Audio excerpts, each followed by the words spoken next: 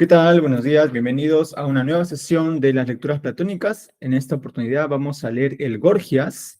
¿Sí? El Gorgias es un diálogo extenso, de hecho es el cuarto más extenso dentro de la literatura platónica, así que nos va a tomar también unas 4 sesiones. ¿Sí? Eh, este diálogo tiene la peculiaridad de ser bastante apasionado en su escritura. De hecho, sus comentaristas lo mencionan que se da luego de una crisis, ¿no?, que tiene Platón luego de haber visitado Sicilia, la Magna Grecia, y estar de vuelta por su Atenas querida. Es una suerte de crisis de mediana edad, la que tiene Platón, y justamente en lo que vamos a leer, pues se ve, ¿no?, este apasionamiento que le pone, las dudas que tiene, ¿sí? El diálogo nos trae nuevamente a Sócrates, claro, como siempre aparece él, ¿no?, y nuevamente discutiendo con un sofista, en este caso el famosísimo Gorgias, ¿sí? Gorgias, que es junto con Protágoras quizás los dos sofistas más famosos, los que uno piensa inmediatamente cuando hablamos de estos temas, ¿sí? Y este diálogo se titula Gorgias o la retórica, porque el tema principal justamente es la retórica. Pero también se habla de lo justo y de lo injusto, así que están entre esos dos temas, ya lo iremos viendo. Este diálogo tiene posiblemente las fechas del 427 al 405. Es un aproximado, nunca se sabe con Platón, pero debido a las referencias, los escritores que han hablado sobre él dicen que tiene pues que está escrito por estas épocas, ¿no? Bien, hoy tenemos a Querofonte nuevamente acompañando a Sócrates. Tenemos también a Apolo, discípulo de Gorgias, a Gorgias, y todos ellos están en la casa de Calicles, ¿no? Calicles. De hecho, ya han aparecido Querofonte en otros diálogos. Recuerden el famosísimo, la famosísima apología, este amigo que va a preguntar, ¿no?, quién es el más sabio. Ese amigo es Querofonte, ¿no? Así que Querofonte está ahí acompañando a Sócrates, es un amigo conocido por él. Está Gorgias, que ha venido de visita a Atenas, ¿no?, y ahora está hospedado en la casa de Calicles, y Polo, como le dije, un seguidor de Gorgias. En esta ocasión nos acompañan Jocelyn, que va a estar de Calicles, Natalie como Polo, Gorgias como Carla, y Querofonte como el gran Marco. ¿Sí? Entonces, sin más, para hacer también más comentarios mientras vamos leyendo, compartimos el documento. Sí, así que listos por allá. Vamos a compartir. Estamos leyendo la versión de Gredos. Y ahí está.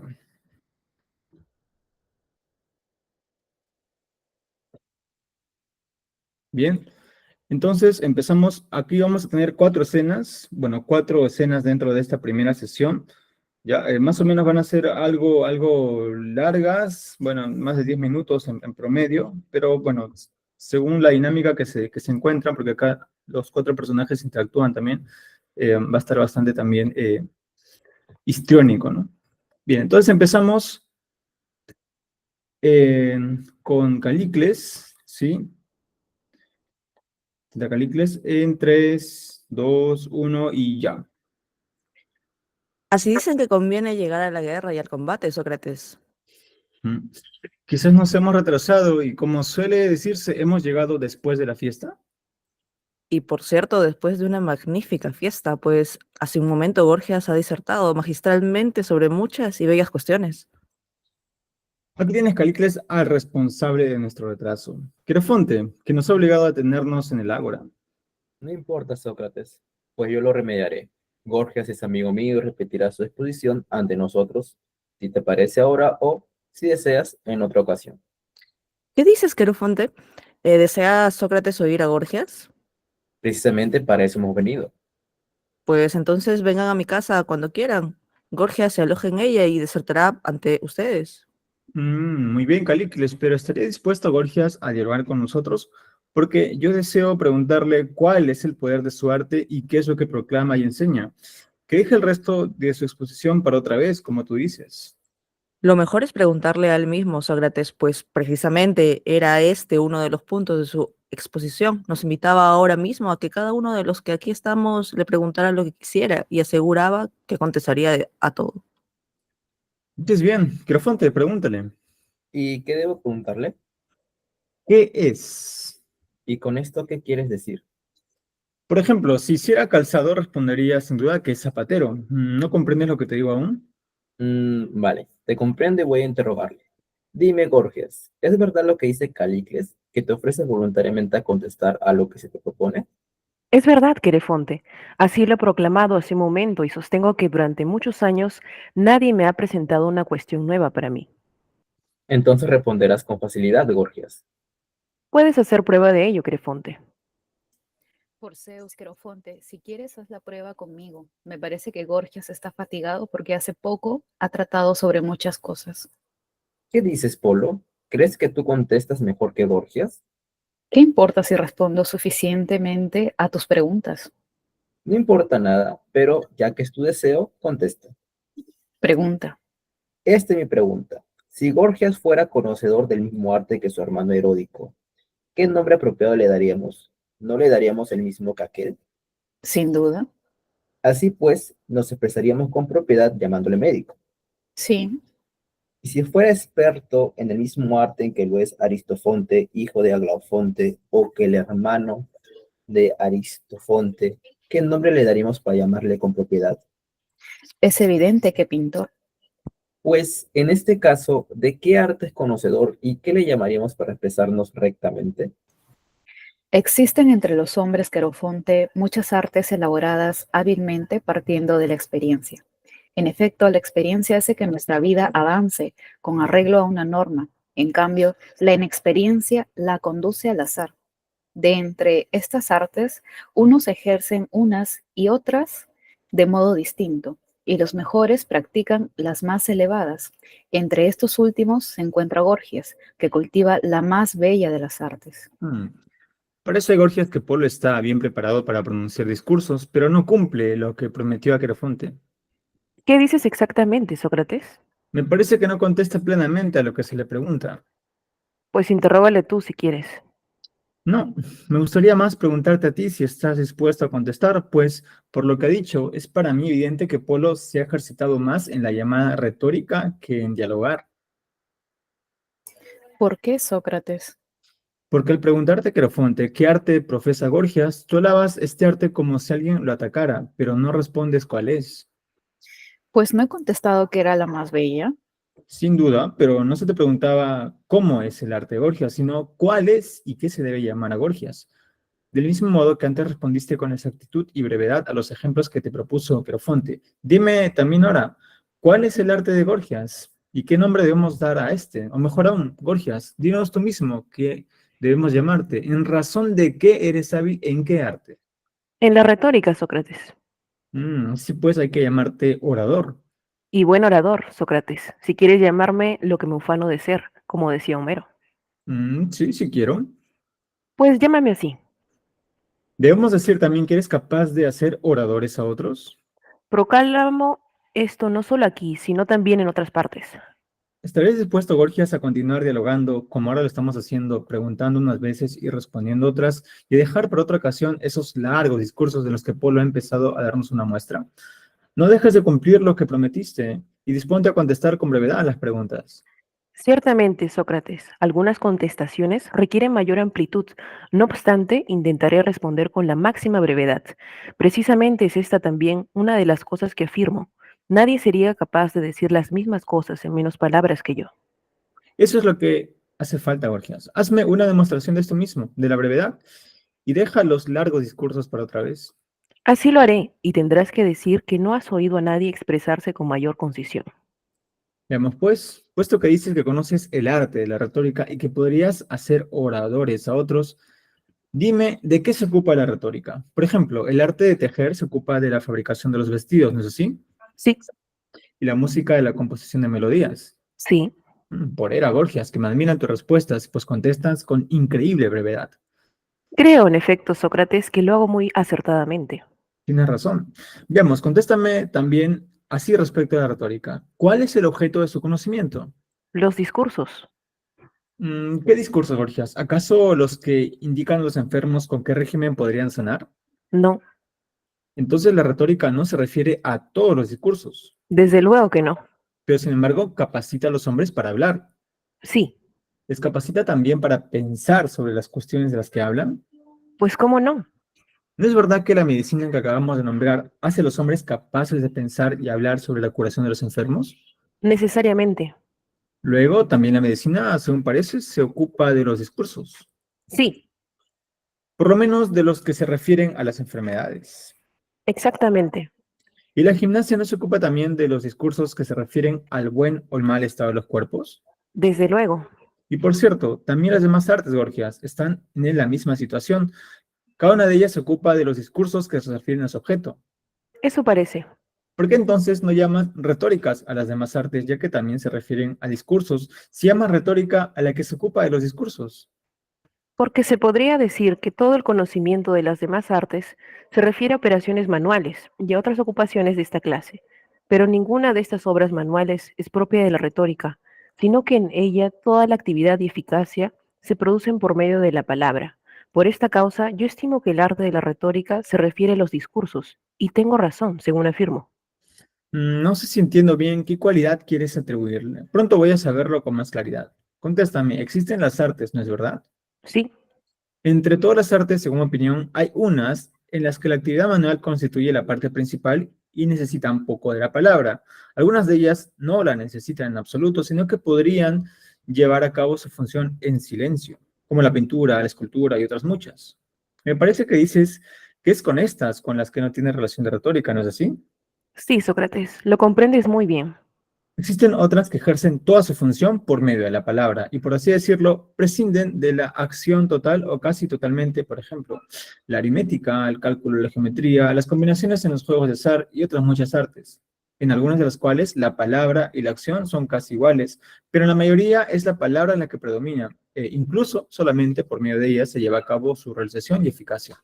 Me parece que dices que una de estas es la retórica. Así es. Sin embargo, no creo que quieras dar a ninguna de ellas el nombre de retórica. Si bien literalmente has dicho que la retórica es la que alcanza su eficacia por medio de la palabra y se podría arguir si quisieras utilizar. Luego dices que la aritmética es retórica, Gorgias. Pues, pero yo no creo que tú llames retórica ni a la aritmética ni a la geometría. Eres bien, Sócrates, y comprendes exactamente mi pensamiento. Pues completa ahora tu respuesta a mi pregunta, puesto que la retórica es una de las artes que se sirven preferentemente de la palabra, pero hay también otras en esas condiciones, procura decir sobre qué objeto ejerce su eficacia la retórica por medio del lenguaje. Por ejemplo, si sobre alguna de las artes de que ahora hablaba, alguien me preguntara, Sócrates, ¿qué es la aritmética? Le contestaría como a tu hora, que es una de las artes que produce su eficacia por medio de la palabra. Si cuando la pregunta me dijera, ¿sobre qué objeto? Le contestaría sobre lo par y lo impar y la cantidad de cada uno. Si nuevamente me preguntaran, ¿qué es el cálculo? Le diría que también es una de las artes que tienen toda su eficacia en la palabra, y si insistiera sobre qué objeto, le respondería como los que redactan las propuestas en la asamblea, que en cuanto a lo demás es igual la aritmética que el cálculo. Se refieren a lo mismo, a lo par y lo impar. Se diferencian solamente en que el cálculo examina las relaciones de cantidad de lo par y lo impar respecto a sí mismos y a unos con otros.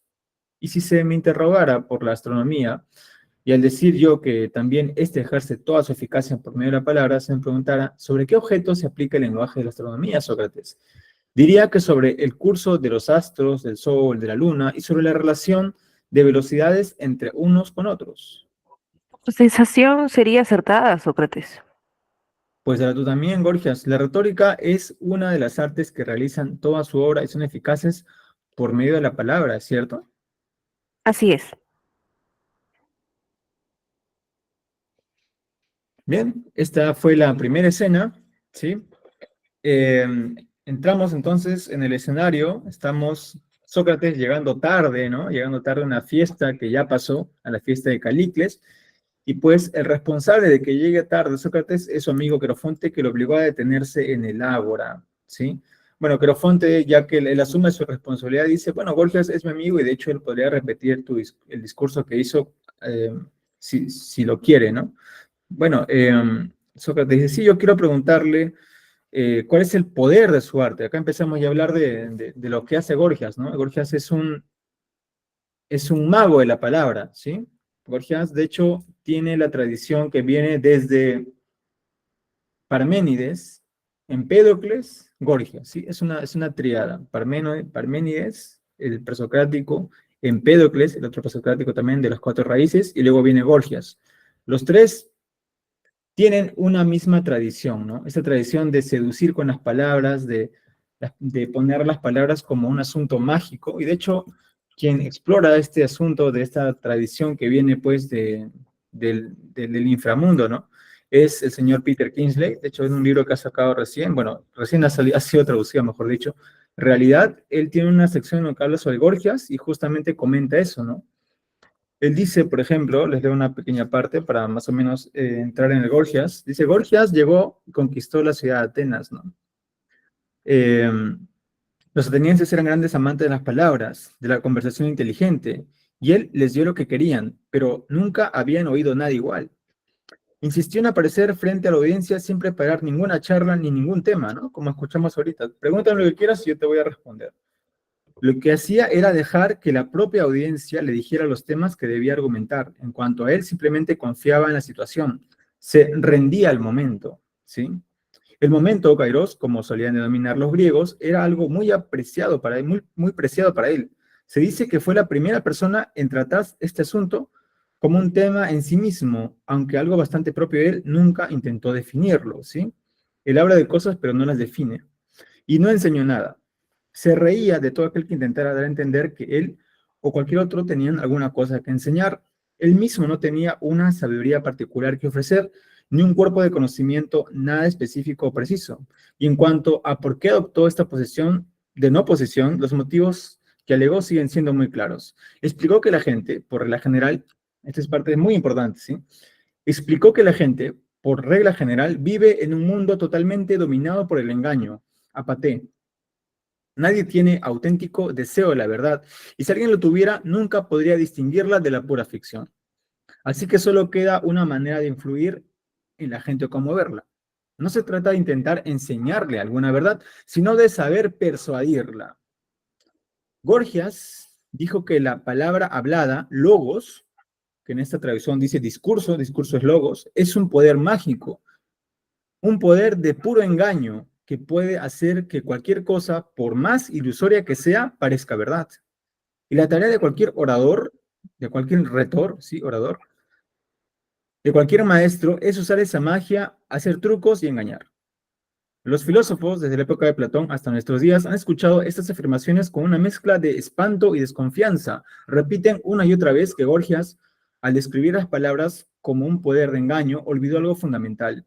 Ignoró el papel crucial que desempeña el logos en la argumentación y en la discusión, su habilidad para llevarnos más allá de los reinos de la pura persuasión hasta un mundo de una realidad certera, fija, franca. Pero Gorgias no olvidó nada, porque nuestra racionalidad, nuestra orgullosa creencia en la habilidad para argumentar hasta recorrer el camino de la verdad, es una parte esencial del engaño. Además de un diálogo ficticio sobre Parménides, conocido con el mismo nombre, Platón escribió otro titulado Gorgias, el que estamos leyendo justo ahora, ¿no? Estas obras no eran propiamente diálogos, sino más bien réplicas elaboradas con gran meticulosidad. Astutas caricaturas de los personajes implicados que en manos de Platón se convertían en poco más que marionetas, pero como ficciones demostraron ser muy persuasivas y efectivas en su engaño, y con la ayuda de los escritos de Aristóteles colaboraron en la creación de los fundamentos de nuestro actual orden intelectual. Y esto es justo lo que se necesitaba, es exactamente lo que a lo largo de los últimos 2000 años se ha estado buscando con el fin de ayudar y ofrecer algo sólido y tangible a las mentes en desarrollo de la gente para que siga adelante. El problema es que ya no tenemos ni idea de cuánto dolor ha causado. Ya voy terminando. Dice, Platón tenía bastante razón cuando decía por medio de sus marionetas ficticias que existe una realidad más allá de todo el engaño de nuestro alrededor. De hecho, una parte de su trabajo era inculcar en las mentes de la gente la existencia de tal realidad. Pero cometió un error. El error necesario de sugerir que podemos recorrer el camino hacia esa realidad a través del pensamiento, que podemos llegar a ella a través de la argumentación y la razón. Pero nunca seremos capaces de ello porque la realidad se oculta en todo momento entre los recovecos de la ilusión, esperando asaltarnos desde cualquier lugar, en cualquier cosa. Es demasiado sutil para fijarla, sopesarla o definirla a través del razonamiento. Se solía contar una historia de Gorgias. Puede que sea cierta o puede que no. Dice que cuando leyó el Gorgias de Platón, en vez de enfadarse, o sea, Gorgias leyó el Gorgias de Platón, ¿no? Sí, eso está diciendo. Se solía contar una historia de Gorgias. Puede que sea cierto o puede que no. Dice que cuando leyó el Gorgias de Platón, en vez de enfadarse o sentirse decepcionado, solo comentó a la gente que tenía alrededor. Platón es un gran satírico. Al fin y al cabo, este tipo de cosas solo se pueden esperar en un mundo de engaño. ¿Sí? Luego sigue diciendo más cosas sobre Gorgias, pero ya no hay caso en extendernos. ¿Sí? Pues Gorgias es eso, es un mago de la palabra, ¿no? Habla claramente del engaño, las palabras sirven para engañar, ¿no? Incluso hay por ahí bastantes referencias, ¿no? De que si uno conoce, ¿no? Al final no puede distinguir entre lo que es cierto y lo que no lo es.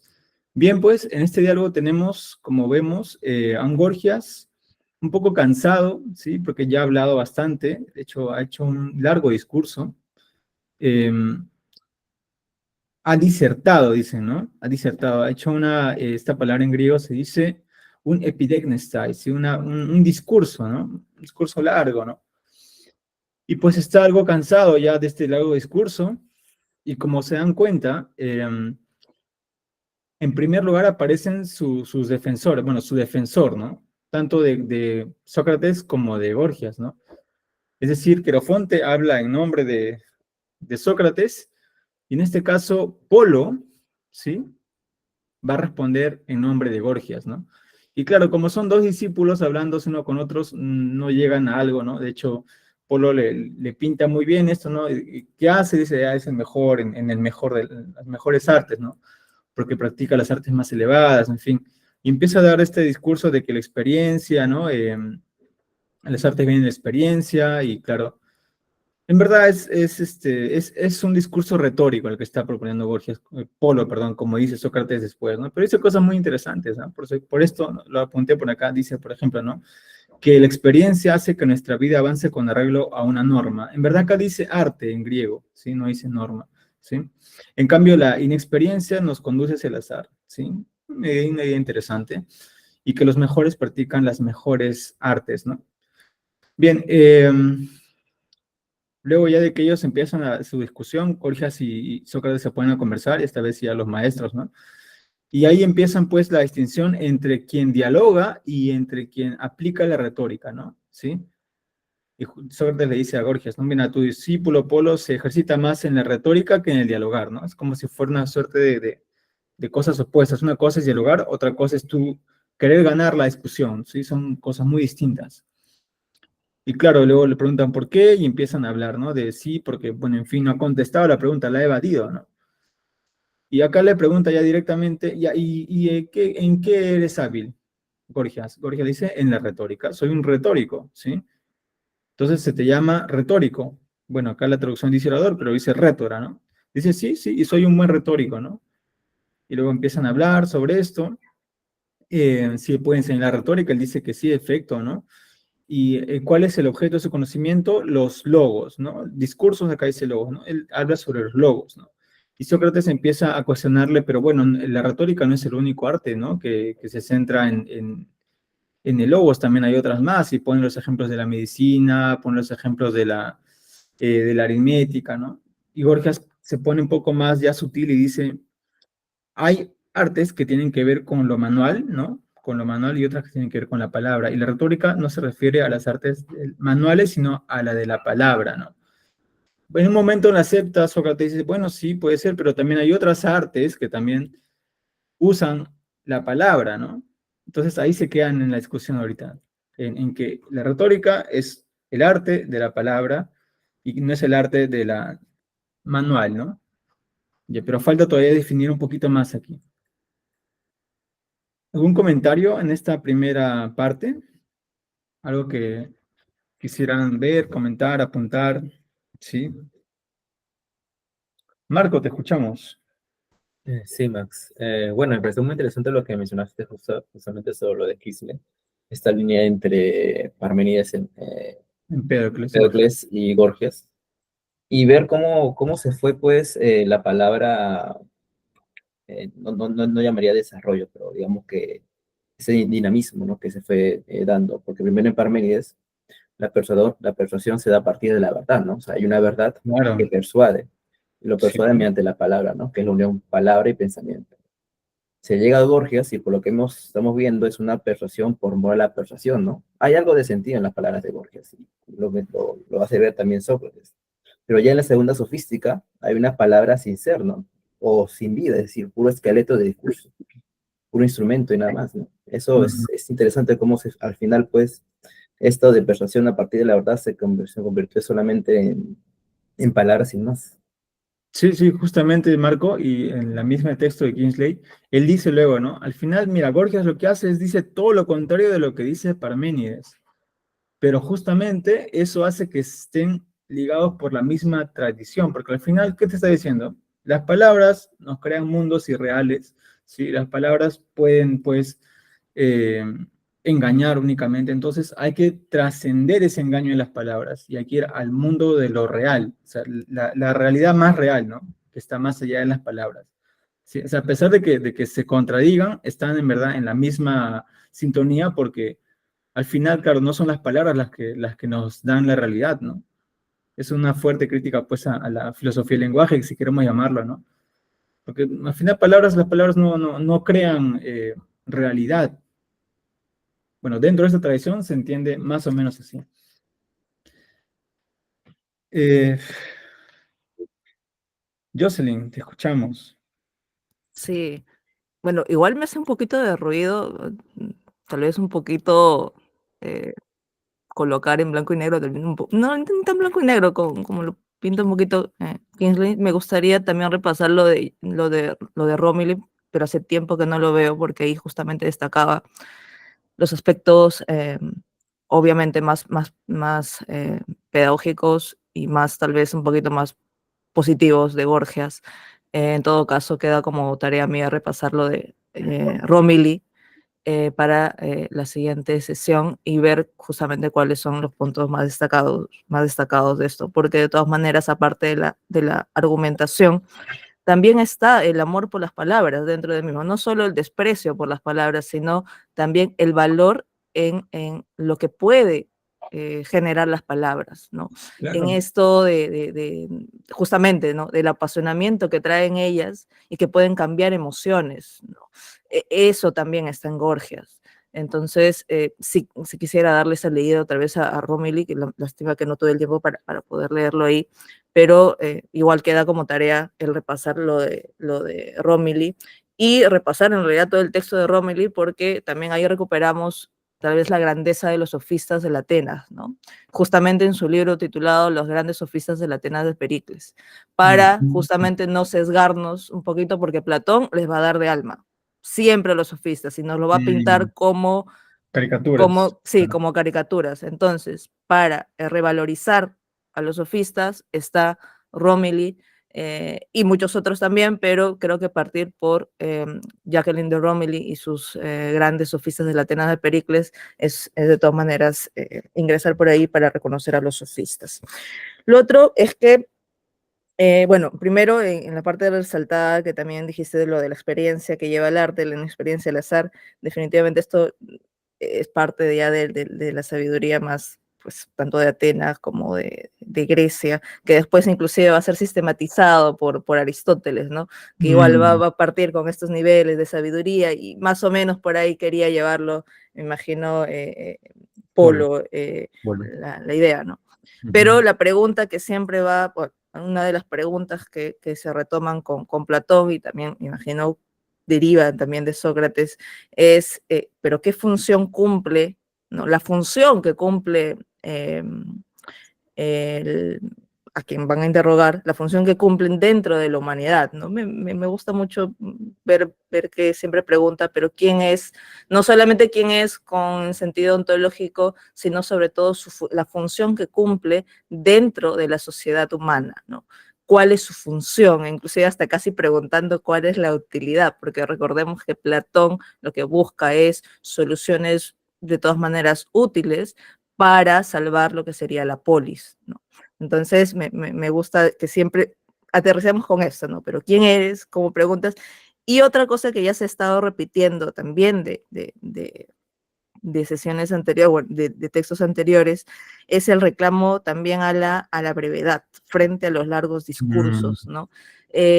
Requerimos para un diálogo el estar siempre, que lo hace más, justamente lo hace más rico este diálogo también, porque hay te pregunto, me respondes, me preguntas, te respondo, y esa brevedad hace que ambos tengamos, inclusive lo van a decir después, ¿no? Ambos tengamos la oportunidad de manifestar más claramente nuestras ideas.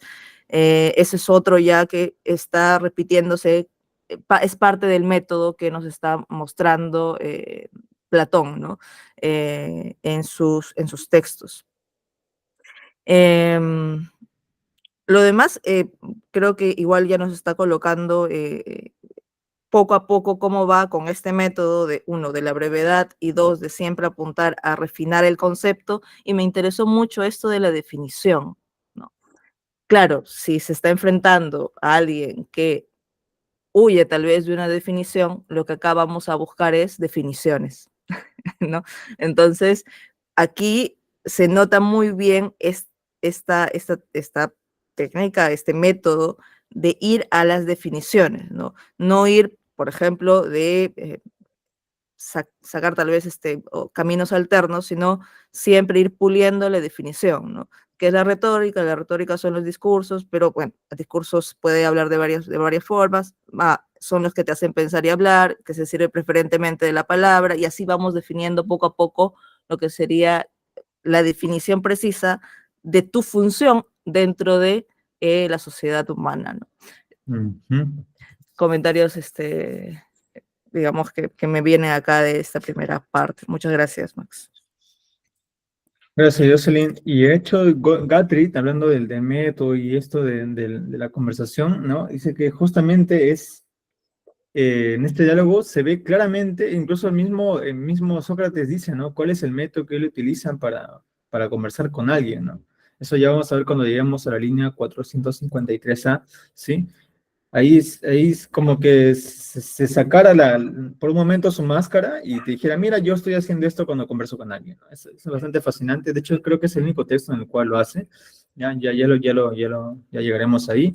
Y sobre lo demás, claro, hay que atravesar las palabras para ir más allá de las palabras, ¿no? Como griegos ellos no pueden eximirse de logos, o sea, logos es imposible que un griego no se quede en silencio, ¿no? O sea, no es parte de su tradición, no es parte de su cultura. Así que ellos, la retórica, obviamente, justamente, ¿no? La retórica es este apasionamiento con el logos. Sí está bien, pero también la retórica misma, ¿no? Es una escalera para llegar hacia algo más allá, algo así. Quizás poniendo la metáfora wittgensteiniana de una vez que subes por la escalera, ya no te sirve, algo así quizás podremos ponerlo de forma momentánea, ¿no? Hasta que revisemos lo que queda del texto. Bien, entonces vamos ya con la segunda escena, si no hay otros comentarios. Y durante esta segunda escena hablan pues Sócrates y Gorgias únicamente, porque tienen todavía que definir, no se han quedado en, ya, pero ¿sobre qué, no? ¿Sobre qué me habla la retórica, no? ¿Sobre qué objeto habla la retórica? Así que vamos nuevamente con Gorgias y comenzamos esta segunda escena. A ver.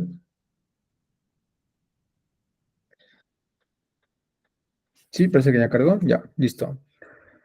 Bien, comencemos entonces. 3, 2, 1, ya.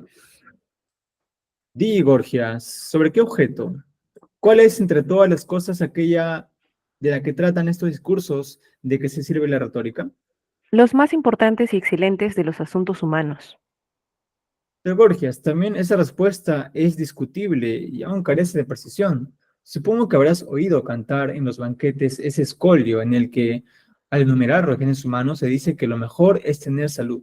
Lo segundo, ser hermoso. Y lo tercero, como dice el poeta del escolio, adquirir riquezas sin fraude. Sí, lo he oído, pero ¿por qué lo citas ahora?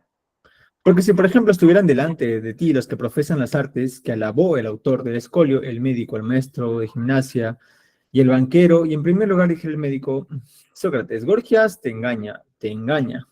No es su arte el que procura el mayor bien a los hombres, sino el mío. y yo le preguntara, ¿qué eres tú para expresarte así? Contestaría probablemente que médico. ¿Qué dices? ¿El producto de tu arte es el mayor bien? Como no Sócrates, quizá diría. ¿Hay algún bien mayor para el hombre que la salud? Si después de el maestro de gimnasia dijera, también a mí me causaría sorpresa, Sócrates, que Gorgias pudiera demostrarte que su arte produce un bien mayor que el mío. Igualmente preguntaría yo a ¿qué eres, amigo? ¿Y qué obra realizas? Maestro de gimnasia diría, y mi obra consiste en dar belleza a los cuerpos, belleza y fuerza. Después del maestro de gimnasia, el banquero, con gran desprecio para todos los demás, según yo creo, diría, examina Sócrates si encuentras en Gorgias o en cualquier otro un bien mayor que la riqueza. Le diríamos, es que tú eres el artífice de la riqueza. Contestaría afirmativamente. ¿Qué eres, banquero? ¿Crees que el mayor bien para los hombres es la riqueza? ¿Cómo no? Respondería. Nosotros le diríamos, pues aquí tienes a Gorgias que afirma contra lo que tú dices, que su arte es causa de un bien mayor que el tuyo.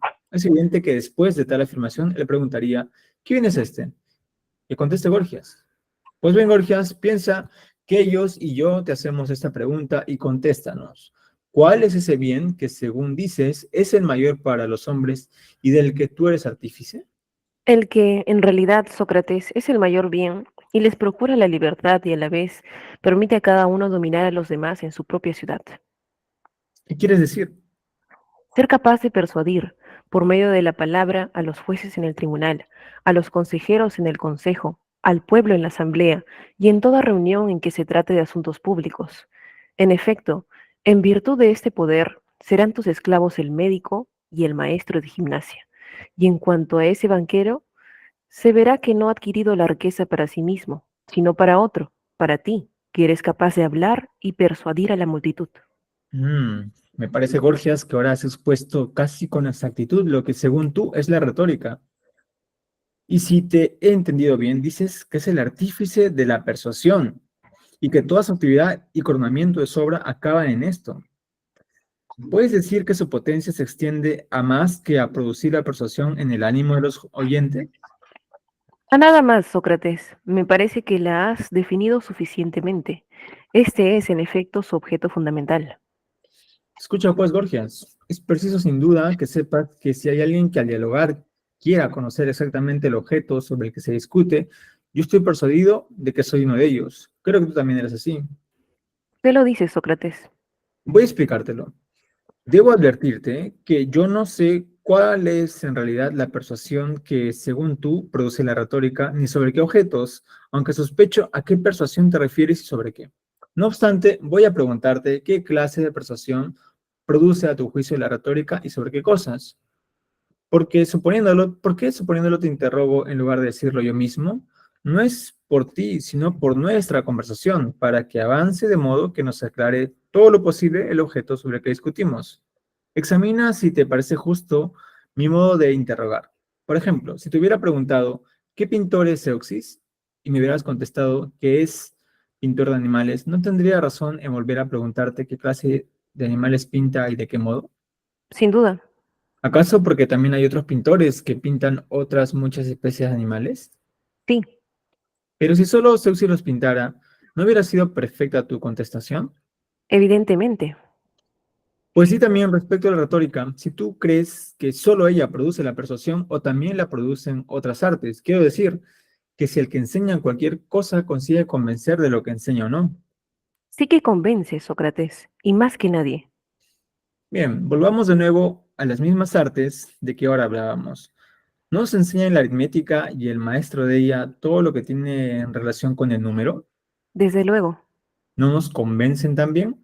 Sí, Así pues, también la aritmética es artífice de la persuasión. eso parece. Y si se nos pregunta de qué persuasión y sobre qué objeto, responderemos probablemente que de una persuasión didáctica respecto a los números par e impar y a su cantidad. También podremos demostrar que todas las demás artes de que ahora hablábamos son artífices de la persuasión e indicar de qué persuasión y el objeto a que éste se refieren, ¿es así? Sí, Entonces la retórica no es el único artífice de la persuasión. es cierto. puesto que no es la única que produce este efecto, sino que también otras lo producen, estaría justificado, como el caso del pintor, que al llegar en este punto siguiéramos preguntando a nuestro interlocutor, ¿qué procesión produce la retórica y sobre qué objeto? ¿No te parece justificada esta nueva pregunta? Sí me lo parece. Pues contéstala, Gorgias, ya que también a ti te parece así. Yo me refiero, Sócrates, a la persuasión que se produce en los tribunales y en otras asambleas, según decía hace un momento sobre lo que es justo e injusto. Yo ya suponía que esta era, sobre esto ibas a hablar acerca de la persuasión, Gorgias, pero te he interrogado a fin de que no te cause extrañeza, aunque a continuación te pregunte algo que parece evidente, y sin embargo, insista yo sobre ello. Repito que lo hago así, no por ti, sino para que la discusión llegue a su término ordenadamente y no nos acostumbremos a anticipar por meras conjeturas los pensamientos del otro y asimismo para que puedas desarrollar hasta el fin tu pensamiento como quieras con arreglo a tus propias ideas. Me parece muy bien tu procedimiento, Sócrates. Continuemos. Vamos a examinar lo siguiente. ¿Existe algo a lo que tú llames saber Sí, y algo a lo que llames creer? también. ¿Te parece que saber y creer son lo mismo o que son algo distinto del conocimiento y la creencia? Creo que son algo distintos, Sócrates. Así es, lo comprobarás por lo siguiente. Si te preguntan, ¿hay una creencia falsa y otra verdadera, Gorgias? Contestarías afirmativamente, creo yo. Sí, ¿Pero existe una ciencia falsa y otra verdadera? en modo alguno. Luego es evidente que no son lo mismo. Es cierto. Sin embargo, los que han adquirido un conocimiento y los que tienen una creencia están igualmente persuadidos. Así es. Si te parece, establezcamos pues dos clases de persuasión. Una que produce la creencia sin el saber y otra que origina la ciencia. De acuerdo. ¿Cuál es entonces la persuasión a que da lugar la retórica en los tribunales y en las otras asambleas respecto a lo justo y a lo injusto? ¿Aquella de la que nace la creencia sin el saber o la que produce el saber? Es evidente, Sócrates, que aquella de la que nace la creencia. Luego la retórica, según parece, es artífice de la persuasión que da lugar a la creencia, pero no a la enseñanza sobre lo justo y lo injusto. Sí, Luego tampoco el orador es instructor de los tribunales y de las demás asambleas sobre lo justo y lo injusto, sino que únicamente les persuade. En efecto, no podría instruir en poco tiempo a tanta multitud sobre cuestiones de tan gran importancia. claro que no. Veamos pues lo que realmente estamos diciendo respecto a la retórica, porque ni yo mismo puedo hacerme una idea clara de lo que digo. Bien, esta es la segunda escena y ya estamos pues entrando en materia, como se dice, ya estamos pues descubriendo que la retórica es peitho, ¿no? Es persuasión, ¿sí? La retórica es persuasión. Claro, la retórica es una persuasión por medio de las palabras, ¿no? Entonces acá estamos ya hilando más fino, ¿sí? Es persuadir, ¿no? ¿De qué eres capaz? Capaz de persuadir, dice Gorgias, ¿no? Pero eso tampoco convence de buenas a primeras a Sócrates porque, claro, hay otras artes que también persuaden, ¿no? Por ejemplo, el que enseña persuade que lo que está enseñando es correcto, ¿sí? Persuadir el ánimo de los oyentes, ¿no? Él también les persuade. Entonces se le pregunta ya, pero ¿a qué te refieres, no? Y ahí es donde les comenté hace unos momentos que Sócrates habla de su propio método, ¿no? Dice, mira, yo voy a hacer esto y lo otro no por ti, sino para que la conversación llegue a su buen término, ¿no? ¿Sí? No es por ti, sino por nuestra conversación para que avance de modo que nos aclare todo lo posible el objeto de los que discutimos, ¿no? Y luego más adelante lo vuelve a reiterar, dice, ¿no? Mira, yo ya más o menos sabía lo que vas a responder, pero no quiero anticiparme, sino más bien que esta conversación llegue a su buen término, ¿sí? Acá se está mostrando el método que él tiene, ¿no? Más o menos anticipa las respuestas y te da una y otra opción. En este caso está frente a Gorgias, ¿no? Que también él sabe, pues, de discutir, ¿no? Entonces también lo considera bastante, creo, acertado, ¿no? Sócrates, decir, mira, yo estoy usando este método, más o menos sé qué vas a responder, pero igual quiero que la conversación avance, ¿no? ¿Sí? Luego dice interludio, preguntas sobre el conocimiento y la creencia, y acá ya pone incluso la definición más clara, ¿no? Hay dos clases de persuasión, dice dos clases de peito. Una produce la creencia sin el saber, ¿sí? Y otra produce creencia, una es creencia sin conocimiento y otra es con conocimiento, ¿sí? Hay dos clases de persuasión, ¿ya? ¿Y cuál es la tuya? Le dice, ¿no? ¿Cuál es la tuya, no? Y Grojas le dice, es aquella de la que nace la creencia, ¿sí? Acá viene una parte importante, creencia es pisteu en griego, ¿no? Es pistis, ¿sí? Creencia. Entonces es justamente la persuasión por medio de la creencia, ¿no? Y eso es un gran poder, ¿no? El poder persuadir por medio de la creencia, porque al final son las creencias las que justamente nos hacen aceptar o negar cosas, ¿no? Y ahora, pero esto todavía no se ha terminado de cuajar del todo porque todavía están las demás artes ahí, ¿no? Las que él menciona, la del médico, la del banquero, en fin, las demás que también dicen persuadir, ¿no?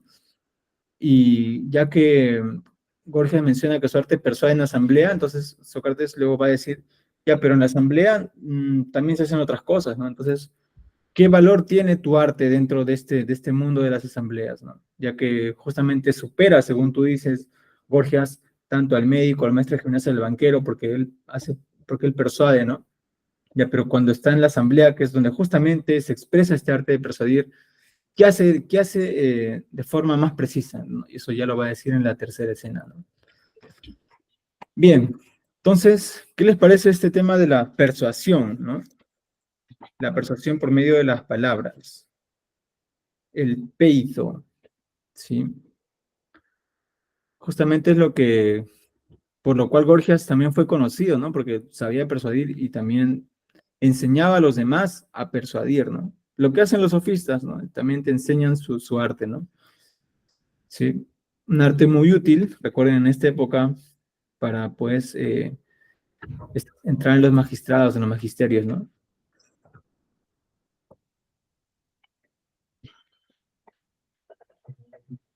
Bien.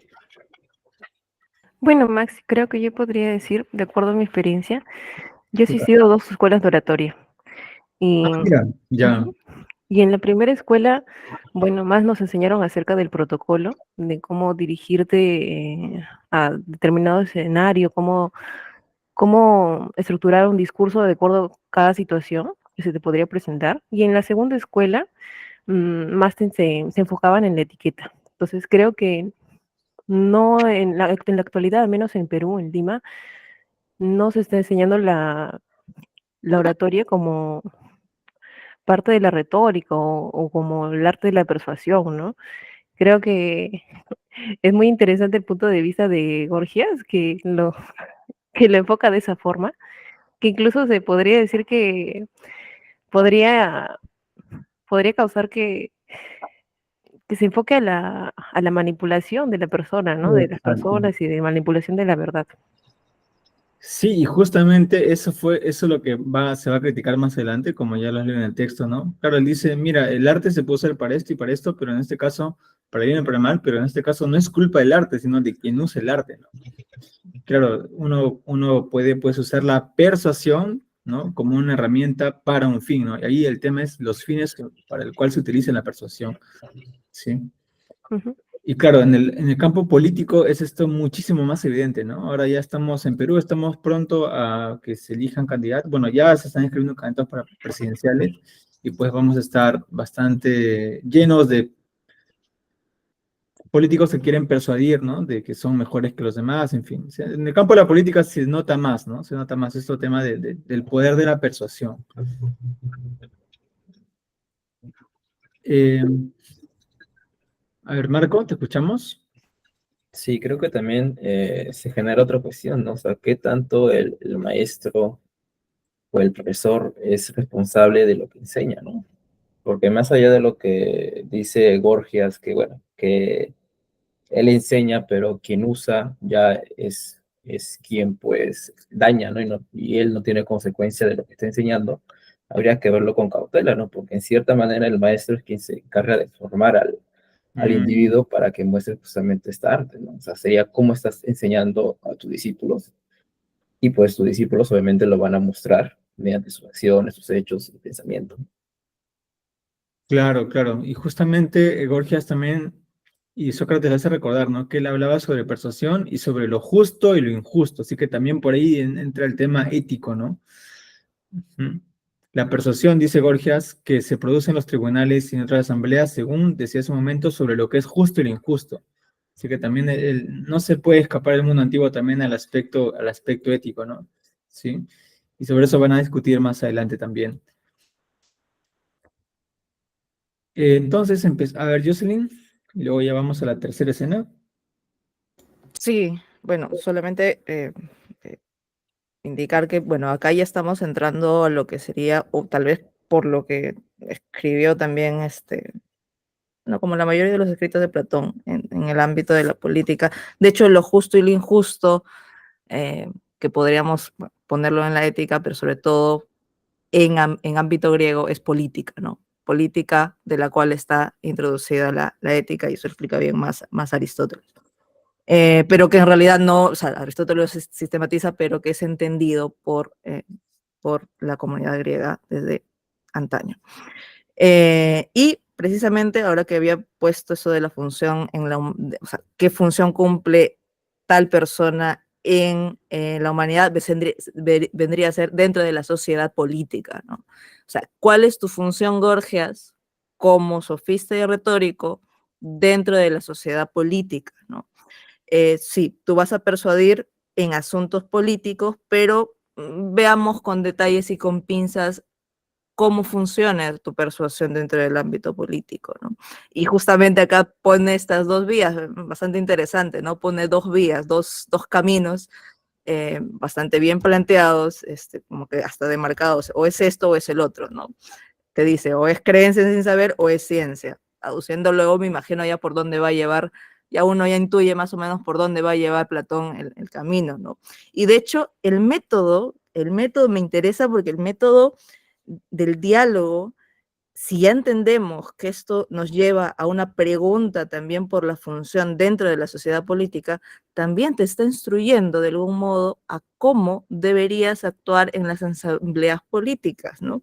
Cosa que, bueno, igual sí podríamos retomar actualmente, porque lejos de los grandes discursos que se dan, que justamente no atan ni desatan y solamente buscan emocionar o justamente tratar de obtener los votos por los medios necesarios, y nunca entran en un diálogo real, inclusive en los debates. No sé si ustedes en los distintos países suelen tener este tipo de debates cuando los convocan a los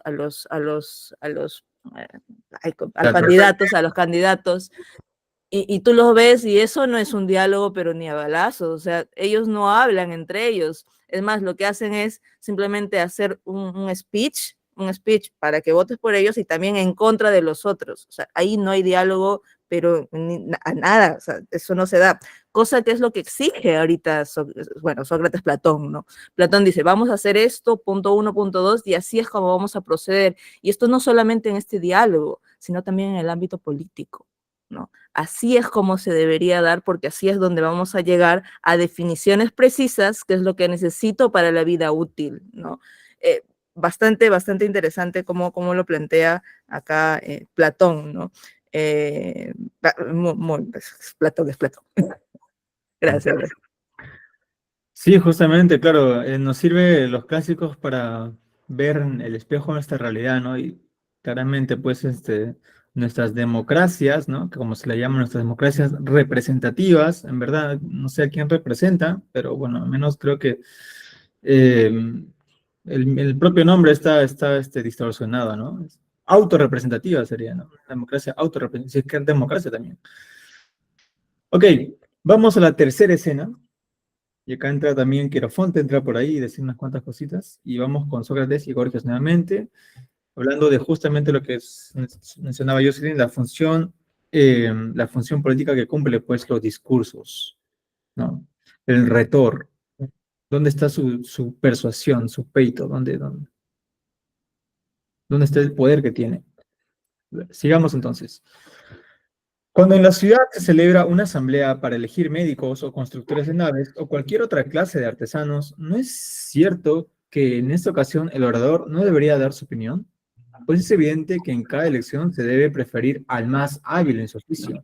Tampoco dará su consejo cuando se trate de la construcción de murallas o del establecimiento de puertos o arsenales, porque entonces lo darán los arquitectos, menos aún cuando se delibere sobre la elección de generales, sobre el orden de batalla contra los enemigos o sobre la captura de algún puesto. En este caso serán los expertos en la guerra los que darán su consejo y no los oradores. ¿Qué dices a esto, Gorgias? Puesto que tú afirmas que tú eres orador y eres capaz de ser oradores a otros, ¿conviene conocer a ti lo concerniente a tu arte? Piensa que ahora yo me preocupo por tus intereses, pues quizá algunos de los presentes desea ser tu discípulo, supongo que incluso son muchos, pero tal vez no se atreven a interrogarte. Así pues, considera, al ser preguntado por mí, que son también ellos los que te preguntan, ¿qué provecho obtendremos, Gorgia, si seguimos tus lecciones? ¿Sobre qué asuntos seremos capaces de aconsejar a la ciudad? ¿Sobre lo justo y lo injusto o también sobre lo que ahora decía Sócrates? Así pues, procura darles una contestación. Pues bien, voy a intentar, Sócrates, descubrirte con claridad toda la potencia de la retórica. Tú mismo me has indicado el camino perfectamente. Sabes, según creo, que estos arsenales, estas murallas de Atenas y la construcción de los puertos que proceden, en parte de los consejos de Temístocles, en parte de los de Pericles, pero no de los expertos en estas obras. Mm, Eso es, Gorgias, lo que dicen respecto a Temístocles. En cuanto a Pericles, yo mismo lo he oído cuando nos aconsejaba la construcción de la muralla intermedia. Y observarás, Sócrates, que cuando se trata de elegir a las personas de que hablabas ahora, son los oradores los que dan su consejo y hacen prevalecer su opinión sobre estos asuntos. Por la admiración que a mí me produce. Gorgias, hace tiempo que vengo preguntándome cuál es en realidad el poder de la retórica. Al considerarlo así, me parece de una grandeza maravillosa. Si lo supieras todo, Sócrates, verías que, por así decirlo, abraza y tiene bajo su dominio la potencia de todas las artes. Voy a darte una prueba convincente. Me ha sucedido ya muchas veces que, acompañando a mi hermano y a otros médicos a casa de uno de esos enfermos que no quieren tomar la medicina o confiarse al médico para una operación o cauterización, cuando el médico no podía convencerle, yo lo conseguí sin otro auxilio que el de la retórica. Si un médico y un orador van a cualquier ciudad y se entabla un debate en la asamblea o en alguna otra reunión sobre cuál de los dos ha de ser elegido como médico, yo te aseguro que no se hará ningún caso del médico y que, si él lo quiere, será elegido el orador. Del mismo modo, frente a otro artesano cualquiera, el orador conseguiría que se le eligiera con preferencia a otro, pues no hay materia sobre la que no pueda hablar ante la multitud con más persuasión que otro alguno, cualquiera sea la profesión de éste. Tal es la potencia de la retórica, y hasta tal punto alcanza, no obstante, Sócrates, es preciso utilizar la retórica del mismo modo que los demás medios de combate. Por el hecho de haberlos aprendido, no se deben usar contra todo el mundo indistintamente. El haber practicado el pugilato, la lucha o la esgrima, de modo que se pueda vencer a amigos y enemigos, no autoriza golpear, herir o matar a los amigos, pero tampoco por Zeus. Si alguno que ha frecuentado la palestra y ha conseguido robustez y habilidad en el pugilato golpea a su padre, a su madre o a alguno de sus parientes o amigos, no se debe por ello odiar ni desterrar a los maestros de gimnasia y de esgrima. Estos les han enseñado sus artes con intención de que las emplearan justamente contra los enemigos y los malhechores en defensa propia, sin iniciar el ataque, pero los discípulos, tergiversando este propósito, usan mal de la superioridad que les procura el arte. En este caso, los maestros no son malvados, ni su arte es por ello culpable ni perverso, sino, en mi opinión, lo son los que no se sirven de ella rectamente. El mismo razonamiento se aplica también a la retórica. En efecto, el orador es capaz de hablar con toda clase de personas y sobre todas las cuestiones, hasta el punto de introducir en la multitud mayor persuasión que sus adversarios sobre lo que él quiera. Pero esta ventaja no la autoriza a privar de su reputación a los médicos, ni a los de otras profesiones, solamente por el hecho de ser capaz de serlo, sino que la retórica, como los demás medios de lucha, se debe emplear también con justicia. Según creo yo, Si alguien que adquiere habilidad en la oratoria y aprovechando la potencia de este arte, obra injustamente, no por ello se debe odiar ni desterrar al que le instruyó. Este transmitió su arte para un empleo justo, y el discípulo lo utiliza con el fin contrario. Así pues, es de justicia odiar, desterrar o condenar a muerte al que hace mal uso, pero no al maestro. Hmm. Supongo, Orgias, que tú también tienes la experiencia de numerosas discusiones y que has observado en ellas que difícilmente consiguen los interlocutores precisar el objeto sobre el cual intentan dialogar, y de este modo poner fin a la reunión después de haber recogido y expresado recíprocamente sus pensamientos. Por el contrario, si hay diferencia de opiniones y uno de ellos afirma que el otro no habla con exactitud o claridad, se irritan y se imaginan que se les contradice con mala intención y así disputan por amor propio sin examinar el objeto propuesto en la discusión. Algunos terminan por separarse de manera vergonzosa, después de injuriarse y haber dicho y oído tantas ofensas que hasta los asistentes se indignan consigo mismos por haberse prestado a escuchar a tales personas. ¿Por qué digo esto? Porque ahora me parece que tus palabras no son consecuentes ni están de acuerdo con las que dijiste al principio sobre la retórica. Sin embargo, no me atrevo a refutarte temiendo que supongas que hablo por rivalidad contra ti y no por el deseo de esclarecer el objeto de nuestra discusión. Por tanto, si tú eres del mismo tipo de hombre que yo soy, te interrogaré con gusto, si no lo dejaré. ¿Qué clase de hombre soy yo? Soy de aquellos que aceptan gustosamente que se les refute si no dicen la verdad, y de los que refutan con gusto a su interlocutor si yerra, pero que prefieren ser refutados a refutar a otro, pues pienso que lo primero es un bien mayor y, por tanto, vale más librarse del peor de los males que librar a otro, porque creo que no existe mal tan grave como una opinión errónea sobre el tema que ahora discutimos. Por lo tanto, si dices que también tú eres así, continuemos, pero si no crees que, pero si crees que conviene dejar la conversación, dejémosla ya y pongámosle fin. Te aseguro, Sócrates, que también soy de la misma manera de ser que tú indicas. Sin embargo, quizá conviniera tener en cuenta el interés de los que aquí están, porque ya antes de llegar vosotros había yo disertado ampliamente, y si ahora continuamos con la conversación, quizás nos extengamos demasiado. Así pues, es preciso consultarles, no sea que retengamos a alguien que quiera atender a otra cosa. Ya han oído, Gorgias y Sócrates, el clamor de todos estos, que desean oírlos si ustedes desean continuar. En cuanto a mí, ojalá no se me presente una ocupación tan imperiosa que me obligue a abandonar conversaciones de tanta importancia y llevar de tal modo para dar preferencia a otro asunto. Por los dioses, Querefonte, también yo me he encontrado en muchas discusiones y no sé si alguna vez he sentido tanto placer como ahora. Por consiguiente, me darán gran satisfacción, aunque estén dispuestos a conversar durante todo el día. Por mi parte, Calícles no hay inconvenientes si Gorgias consciente en ello. En esta situación, Sócrates resulta ya vergonzoso que no acepte, tanto más cuanto que yo mismo he ofrecido espontáneamente que cada uno me pregunte lo que quiera. Así pues, si les parece bien a los presentes, continúa la conversación e interroga lo que desees. Ujú. Escucha, Gorgias, lo que me causa extrañeza en tus palabras. Quizá has hablado rectamente, pero yo no te comprendo bien. ¿Afirmabas que eres capaz de enseñar la retórica al que quiera ser tu discípulo? Sí, De manera que sobre todos los objetos que produzca convicción en la multitud, persuadiéndola sin instruirla. exactamente. Decías hace un momento que incluso sobre la salud el orador será más persuasivo que el médico. Sí que lo decía, pero solo ante la multitud. Decir ante la multitud no es decir ante los ignorantes, pues sin duda ante los que saben no puede ser el orador más persuasivo que el médico. Es verdad.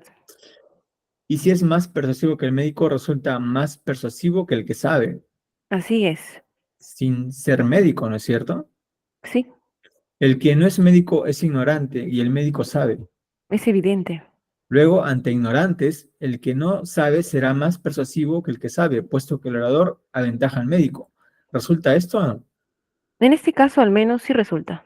Y respecto de todas las otras artes, se encuentra en la misma situación el orador y la retórica. No necesita conocer los objetos en sí mismos, sino haber inventado cierto procedimiento de persuasión que ante los ignorantes le haga parecer más sabio que los que realmente saben. ¿Y no es una gran comodidad, Sócrates, que sin aprender las demás artes, con esta sola el orador no resulta inferior a los que las profesan? Si el orador, por ser así, aventaja o no a los de otras profesiones, lo examinaremos enseguida, si en algo interesa nuestra discusión. Pero ahora debemos examinar en primer lugar lo siguiente.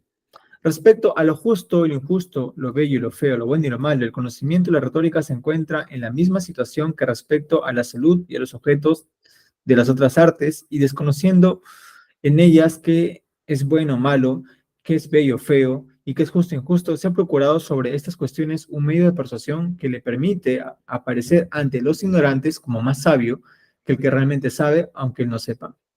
O bien es necesario que quien tiene el propósito de aprender la retórica posea estos conocimientos y los haya adquirido antes de dirigirse a ti. Y en caso contrario, tú que eres maestro de retórica, prescindirías de enseñar a tu discípulo esto porque no es función tuya y harás que ante la multitud parezca que lo sabe cuando lo ignora y que pase por bueno sin serlo. ¿O te será completamente imposible enseñarle la retórica si previamente no conoce la verdad sobre estas materias? ¿Cómo es esto, Gorgias? Por Zeus. Como has dicho antes, descubriremos el poder de la retórica descúbrenos el poder de la retórica y explícanos en qué consiste. Yo creo, Sócrates, que si acaso los desconoce, las aprenderá también de mí. No sigas, tu contestación es suficiente.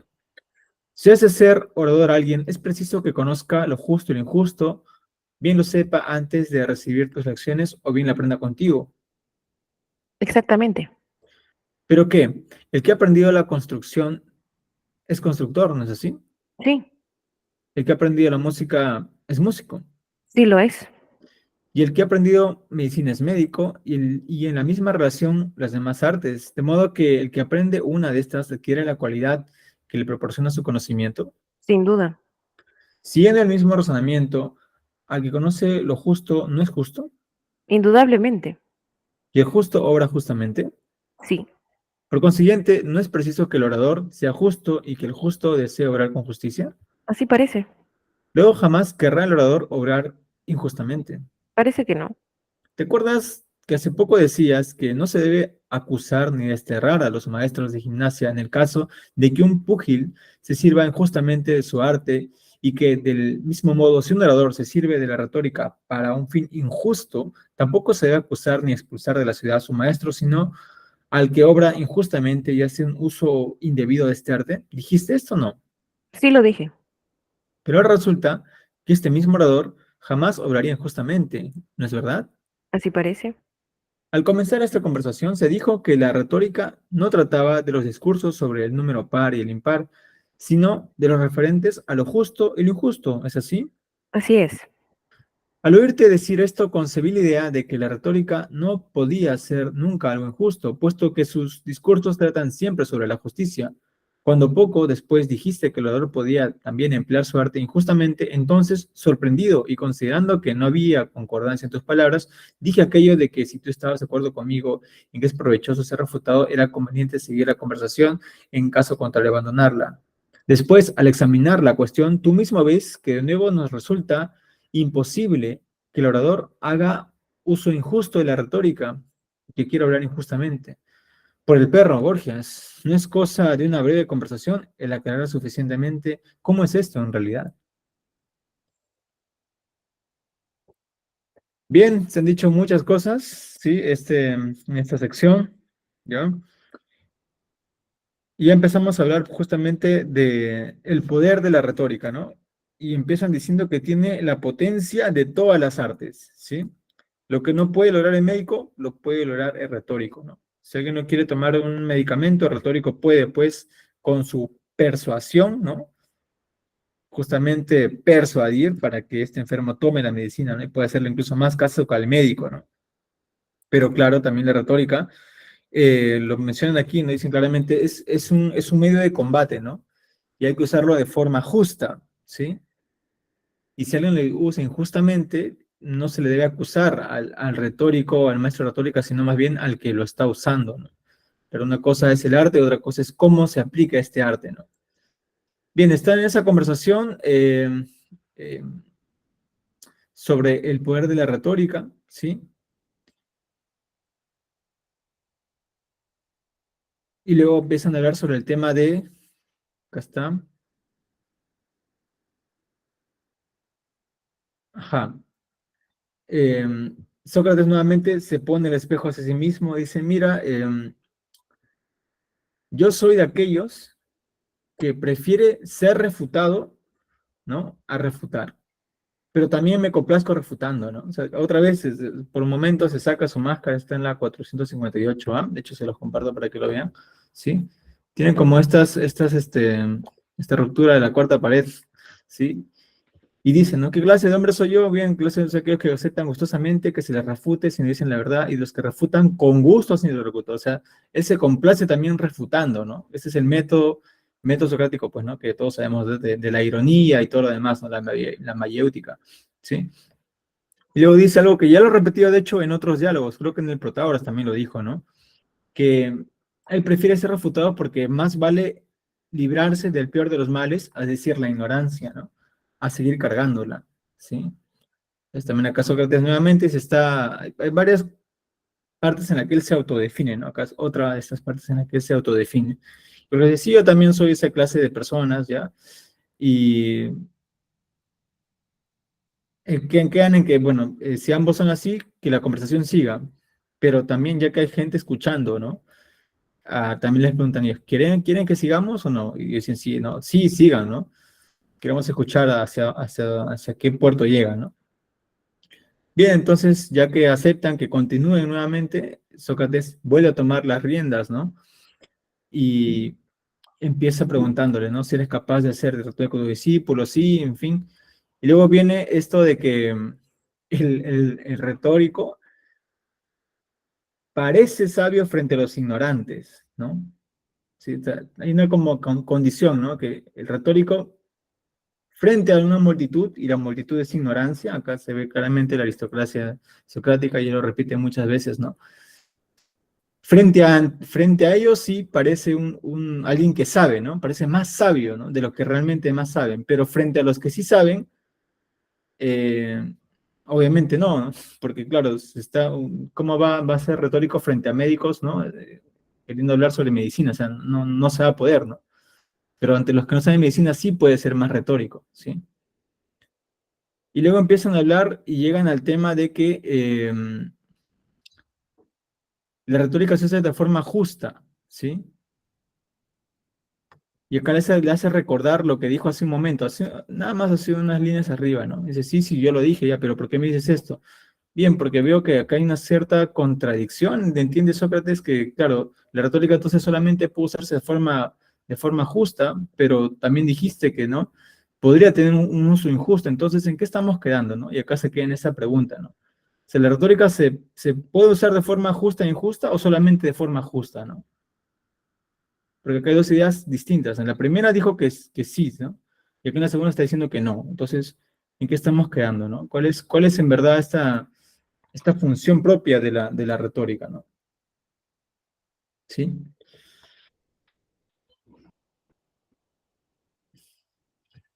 Bien, claro, esto me recuerda también a lo que dicen los musulmanes del Corán. Ya, dice, el Corán es perfecto, pero el musulmán no lo es, ¿no? ¿Sí? Prácticamente como si dijera también, ¿no? La retórica, o sea, es una herramienta útil, pero no depende de quien le enseña, ¿no? Si es que se usa de forma correcta e incorrecta, ¿no? ¿Sí? ¿En verdad es así? Bueno, vamos a ver que en la siguiente escena ya clarifican en algo este asunto, pero ya no convoca de Gorgias, sino acá aparece Polo, ¿no? Y Polo empieza a aparecer prontamente y en las siguientes sesiones él va a tomar las riendas y va a reemplazar a su maestro, ¿no? Interesante es también este cambio, ¿no? Justo este diálogo tiene tres grandes escenas. La primera es la que estamos viendo hasta ahora, Sócrates dialogando con Gorgias, luego Sócrates dialogando con Polo y por último Sócrates dialogando con Calícles, ¿no? Son los tres grandes ejes de este diálogo, que es uno de los diálogos más amplios que tiene el bueno de Platón, ¿sí? ¿Algún comentario que tengan respecto a esta sección? ¿Algo que les haya llamado la atención? A mí, por ejemplo, me recuerda el valor de la retórica ante la multitud cuando Yo soy docente, entonces me recuerda cuando tengo estudiantes que recién inician sus estudios, entonces creen que yo soy ama de la verdad, ¿no? O creen que Ah, de mí van a obtener toda la sabiduría, no sé. ujú. O que Mm, los conocimientos se van a transferir de una forma automática, que me parece muy gracioso, ¿no? Entonces no requiero mayor poder de convencimiento que el estar ahí y hablar. Pero mm, cuando estoy ante estudiantes que sí ya tienen un nivel más avanzado del conocimiento o tienen mayores inquietudes o son los estudiantes que les gusta hacer preguntas o investigar, indagar por sí mismos, para ellos sí es necesario estar bien preparado, ¿no? claro, O sea, claro. defender, tener argumentos, tener los recursos para defender lo que piensas o lo que es, o una forma de explicar los temas que se van a tocar, ¿no? Ujú. Sí, juega mucho el público al cual te diriges, ¿no? Sí, y claro, acá curiosamente que lo dice de forma bien, bien clara, ¿no? La multitud es ignorante, ¿no? O sea, es bien, Sócrates, Platón es, no solamente aquí, sino también en otros diálogos también menciona esto, ¿no? La multitud siempre va a ser ignorante, ¿no? Bien, claro, no tenía mucho efecto a las democracias. A ver, Natalie. Hola Max, sí, justamente yo también quería tocar ese punto porque para la vida diaria, ¿no? Para la vida práctica, suele ser algo bastante importante porque no solo cuando fungimos como maestros, sino también tú mencionaste ya que estamos próximos a las elecciones presidenciales, ¿no? A todo este movimiento político. Muchas veces estos políticos, en algunos casos, son buenos oradores y se fungen de ser buenos oradores, ¿no? Personas instruidas que saben de un tema, otro tema. Pongamos el caso de Alan García, ¿no? Que ya murió, bueno, se dice que ha muerto, pero la gente los seguía justamente por eso y no necesariamente lo que decía era realmente cierto o tenía la información correcta. Ujú. Ahora, saliendo del plano de lo político, nos vamos, digamos, al plano académico. También, ¿no? Nosotros somos de San Marcos y hay docentes que también, o incluso en los movimientos, pequeños movimientos políticos que hay dentro de la universidad, eh, también, ¿no? Se agarran de esos argumentos o de esa carencia, falencia en torno a la educación, en torno al conocimiento, para que ellos se pongan por encima de esta gente y sean estos líderes, líderes que al final son como de paja, ¿no? Porque al final no tienen un conocimiento verídico. Ujú. Bueno, entonces parece que estamos comulgando con la idea de que la multitud es bastante pronta a ser persuadida, ¿sí? Y claro, bueno, al menos en nuestra realidad, sí, pues la multitud usualmente no es educada, ¿no? En nuestros países, según veía estadísticas, creo que el 30% nada más tiene formación profesional y bueno, los demás, pues 60% termina la secundaria, ¿no? La formación de la educación básica regular, como se llama. Y claro, en nuestro contexto también creo que no se puede pedir mucho, ¿no? Justamente los que eligen a estos candidatos somos bueno, en mayoría, ¿no? Y la mayoría pues tiene un gran tema justamente con dejarse persuadir, ¿no? Creo que no solamente en Perú, quizás acá hay amigos de otros lugares, creo que sí, en Venezuela también, no sé, en Argentina, quizás en otros lugares también, es el tema de la demagogia, ¿no? Em, Simplemente dar discursos para ser aplaudidos y ya, ¿no? Pero bien, parece que la retórica no va por ese asunto.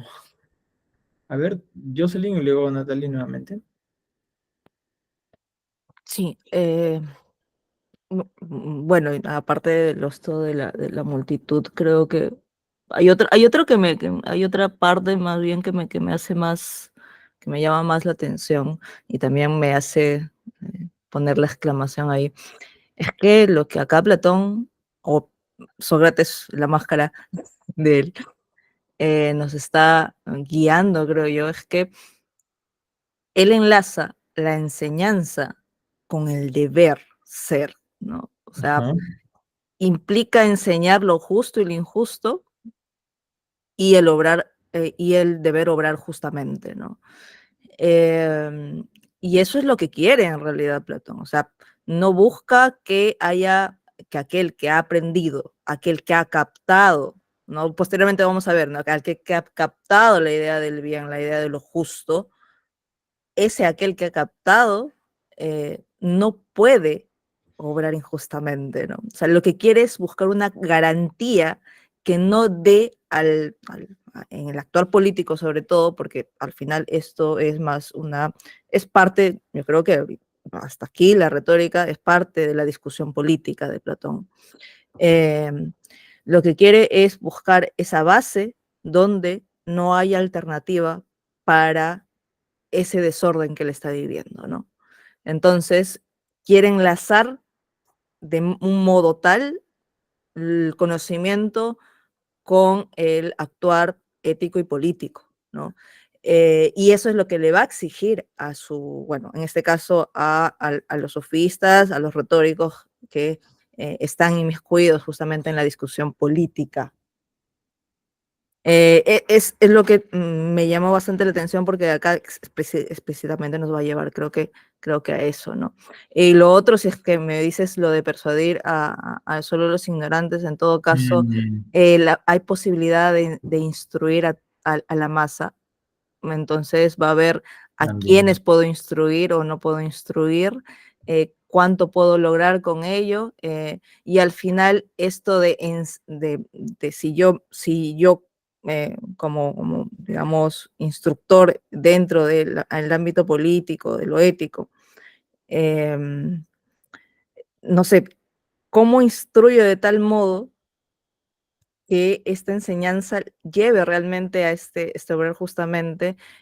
¿Lo hago por la fuerza? ¿Cómo es que logro eso? Tengo que tener en consideración la naturaleza humana, que es lo que más o menos creo que Gorgias está teniendo en cuenta, porque la naturaleza humana, como lo dice el Corán, es variable, ¿no?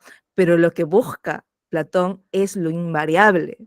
Entonces ahí estamos en este juego, ¿no? Del campo político, y por eso creo que es uno de los textos más ricos para analizar, ¿no? Es muy bueno. Platón igual nos pone las cartas sobre la mesa, queda en nosotros también igual analizar todas las aristas, ¿no? Qué bonito. Sí, sí, no, de hecho, es un diálogo con mucha pasión, ¿no? Escrito con mucha pasión, en una crisis personal, o sea, hay muchos pasos ahí. A ver, Natalie, te escuchamos y luego vamos a la última escena ya. Ya, genial. Sí, justamente yo también quería hablar un poco de esta naturaleza humana porque ahorita hemos tenido, ¿no?, un par de comentarios como negativos en torno a esta visión de Platón sobre la aristocracia, pero ¿qué pasa si también es una visión, lo vemos como con una óptica natural, ¿no? Donde hay personas que necesitan de un líder y necesitan ser guiados por ese líder, ¿no?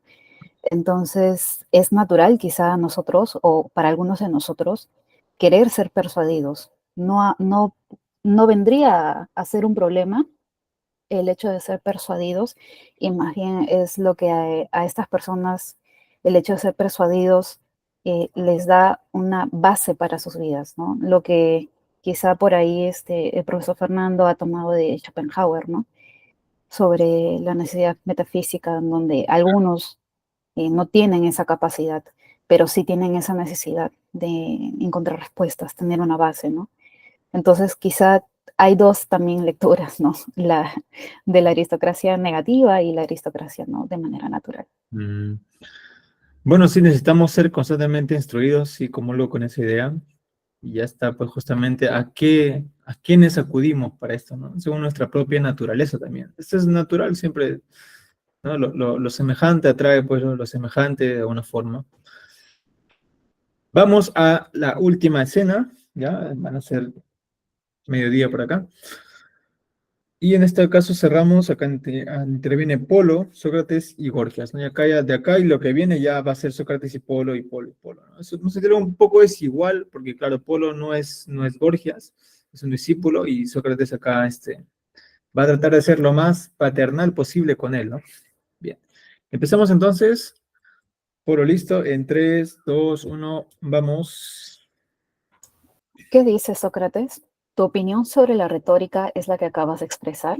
¿Crees que puedes sustentarla porque Gorgias haya sentido vergüenza en concederte que el orador no conoce lo justo, lo bello y lo bueno, y haya añadido a continuación que enseñaría esto al discípulo que se le presentara sin conocer esto? Y quizá a consecuencia de esta concesión se ha producido cierta contradicción. Eso es lo que te deleita, y tú mismo conduces la discusión a semejantes argucias. Pero, ¿quién será capaz de negar que conoce la justicia y que puede enseñarla a los demás? Llevar la conversación a tales extremos es una gran rusticidad. Cantador Polo. Precisamente tenemos amigos e hijos para cuando nos hacemos viejos y damos algún paso en falso, ustedes los jóvenes, estando a nuestro lado, rectifiquen nuestra vida en las acciones y en las palabras. Así ahora, si Gorgias y yo hemos cometido algún error en la discusión, rectifícalo tú, que estás aquí. Es tu obligación. Por mi parte, estoy dispuesto a plantear de nuevo lo que tú quieras. Si quieres que algo de lo que hemos convenido no está bien, si crees que algo de lo que hemos convenido no está bien, con tal de que cumplas una sola condición. ¿Y qué sé yo? Reprimir, Polo, el afán de pronunciar largos discursos como intentaste hacer al principio de esta conversación. ¿Pero qué? ¿No se permitirá decir todo lo que quiera? Sufrirás un gran daño, excelente Polo, si habiendo venido a Atenas, el lugar de Grecia donde hay mayor libertad para hablar, solo tú aquí fueras privado de ella. Pero considera el caso contrario. Si tú pronunciaras largos discursos sin querer responder a lo que te pregunte, no sufriré yo un gran daño si no se me permite marcharme y dejar de escucharte. Si tienes interés en la cuestión que hemos tratado y quieres rectificarla, pon de nuevo a discusión, como acabo de decir, lo que te parezca. Pregunta y contesta alternativamente. Como Gorgias y yo, refútame y permite que te refute. Tú afirmas sin duda que sabes tanto como Gorgias, ¿no es así? Sí, Sí, pues también tú invitas a que cada uno te pregunte lo que quiera, porque estás seguro de que sabes contestar. desde luego. Pues haz lo que prefieras, pregunta, responde. Eso voy a hacer.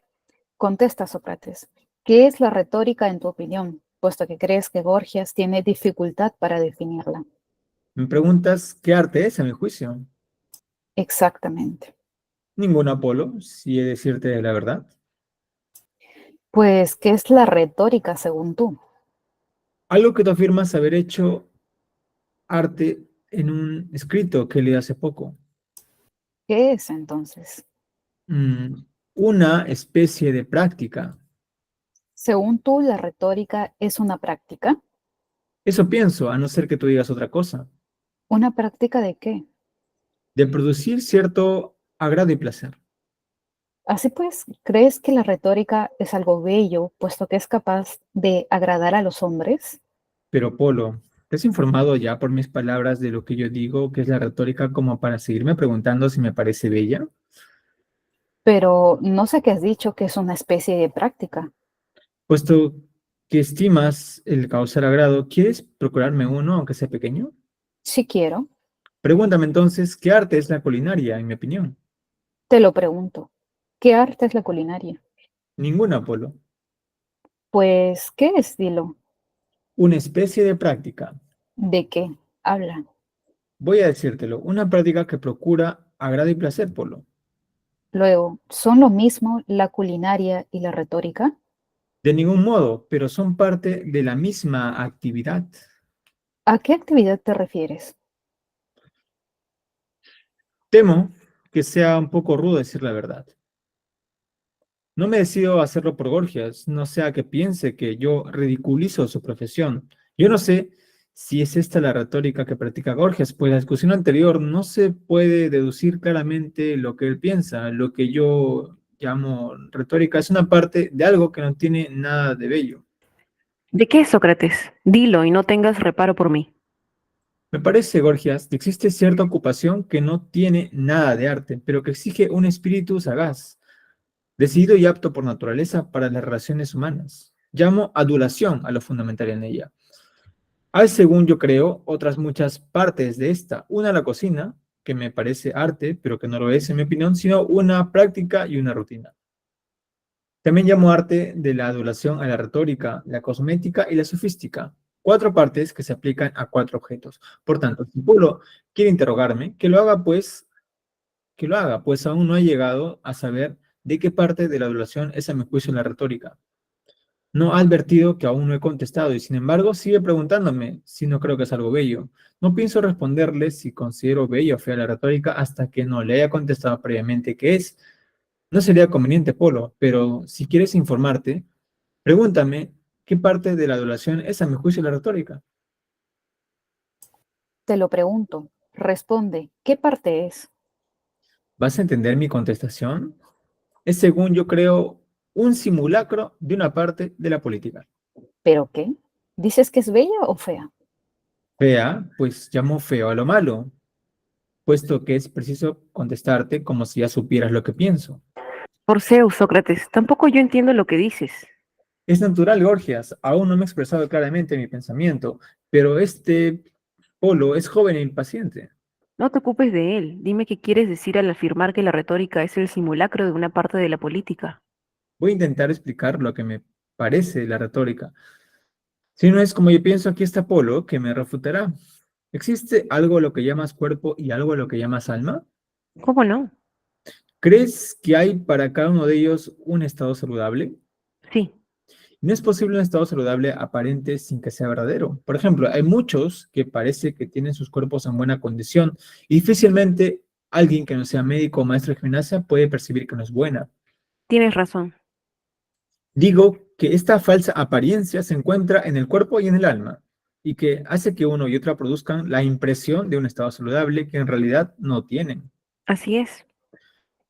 Veamos pues, voy a aclararte. Si puedo lo que pienso con una exposición seguida. Digo que, puesto que son dos los objetos, hay dos partes que corresponden, una al cuerpo, otra al alma. Llamo política a la que se refiere al alma, pero no puedo definir con un solo nombre, la que se refiere al cuerpo. Y aunque el cuidado del cuerpo es uno, lo divido en dos partes, la gimnasia y la medicina. En la política corresponden la legislación a la gimnasia y la justicia a la medicina. Tienen puntos en común entre sí, puesto que su objeto es el mismo. La medicina con la gimnasia y la justicia con la legislación. Sin embargo, hay entre ellas alguna diferencia, siendo estas 4 artes las que procuran siempre el mejor estado del cuerpo, las unas y del alma las otras. La adulación, percibiéndolo así, sin conocimiento razonado, sino por conjetura, se divide a sí misma en 4 partes e introduce cada una de estas partes en el arte correspondiente.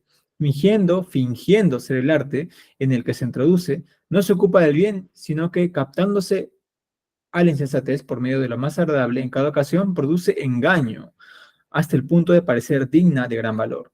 Así pues, la culinaria se introduce en la medicina y finge conocer los alimentos más convenientes para el cuerpo, de manera que si ante niños u hombres tan insensatos como niños, un cocinero y un médico tuvieran que poner en juicio quién de los dos conoce mejor los alimentos beneficiosos y nocivos, el médico moriría de hambre. A esto lo llamo adulación y afirmo que es feo. Polo, pues es a ti a quien me dirijo, porque pone su punto de mira en el placer sin el bien. Digo que no es arte, sino práctica, porque no tiene ningún fundamento por el que ofrecer las cosas que ella ofrece ni sabe cuál es la naturaleza de ellas, de modo que no puede decir la causa de cada una. Yo no llamo arte a lo que es irracional. Si tienes algo que objetar sobre lo que he dicho, estoy dispuesto a explicártelo. Así pues, según digo, la culinaria, como parte de la adoración, se oculta bajo la medicina. Del mismo modo, bajo la gimnástica se oculta la cosmética, que es perjudicial, falsa, innoble, servil, que engaña con apariencias, colores, pulimentos y vestidos, hasta el punto de hacer que los que se procuran esta belleza prestada descuiden la belleza natural que procede de la gimnástica. Para no extenderme más, voy a hablarte de los geómetras, pues tal vez así me comprendas. La cosmética es a la gimnástica lo que la culinaria es a la medicina, o mejor, la cosmética es a la gimnástica lo que la sofística a la legislación y la culinaria es a la medicina lo que la retórica es a la justicia. Como digo, son distintas por naturaleza, pero como están muy próximas, se confunden en el mismo campo y sobre los mismos objetos. Sofistas y oradores, y ni ellos mismos saben cuál es su propia función, ni los demás hombres cómo servirse de ellos. En efecto, si el alma no gobernara al cuerpo, sino que éste se regiera a sí mismo, Y si ella no inspeccionara y distinguiera la cocina de la medicina, sino que el cuerpo por sí mismo juzgara, conjeturando por sus propios placeres, se vería muy cumplida la frase de Anaxágoras, que tú conoces bien, querido Polo. Todas las cosas juntas estarían mezcladas en una sola, quedando sin distinguir las que pertenecen a la medicina, a la higiene y a la culinaria. Así pues, ya has oído lo que es para mí la retórica, es respecto al alma lo que equivalente de lo que es la culinaria respecto al cuerpo. Quizás he obrado de modo inconsecuente prohibiéndote los largos discursos y habiendo alargado el mío demasiado. Sin embargo, tengo una disculpa, pues cuando hablaba brevemente no me comprendías ni eras capaz de sacar provecho de mis respuestas, sino que necesitabas explicación. Por tanto, si tampoco yo puedo servirme las tuyas, alarga tus discursos, pero en caso contrario, déjame utilizarlas, pues es justo. Ahora, si puedes servirte en algo de mi contestación, sírvete.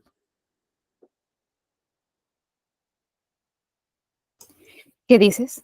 ¿Te parece que la retórica es adulación? He dicho una parte de la adulación, pero no tienes memoria, ¿verdad, Polo? ¿Qué vas a hacer después? ¿Acaso piensas que los buenos oradores son mal considerados en las ciudades porque se les cree aduladores?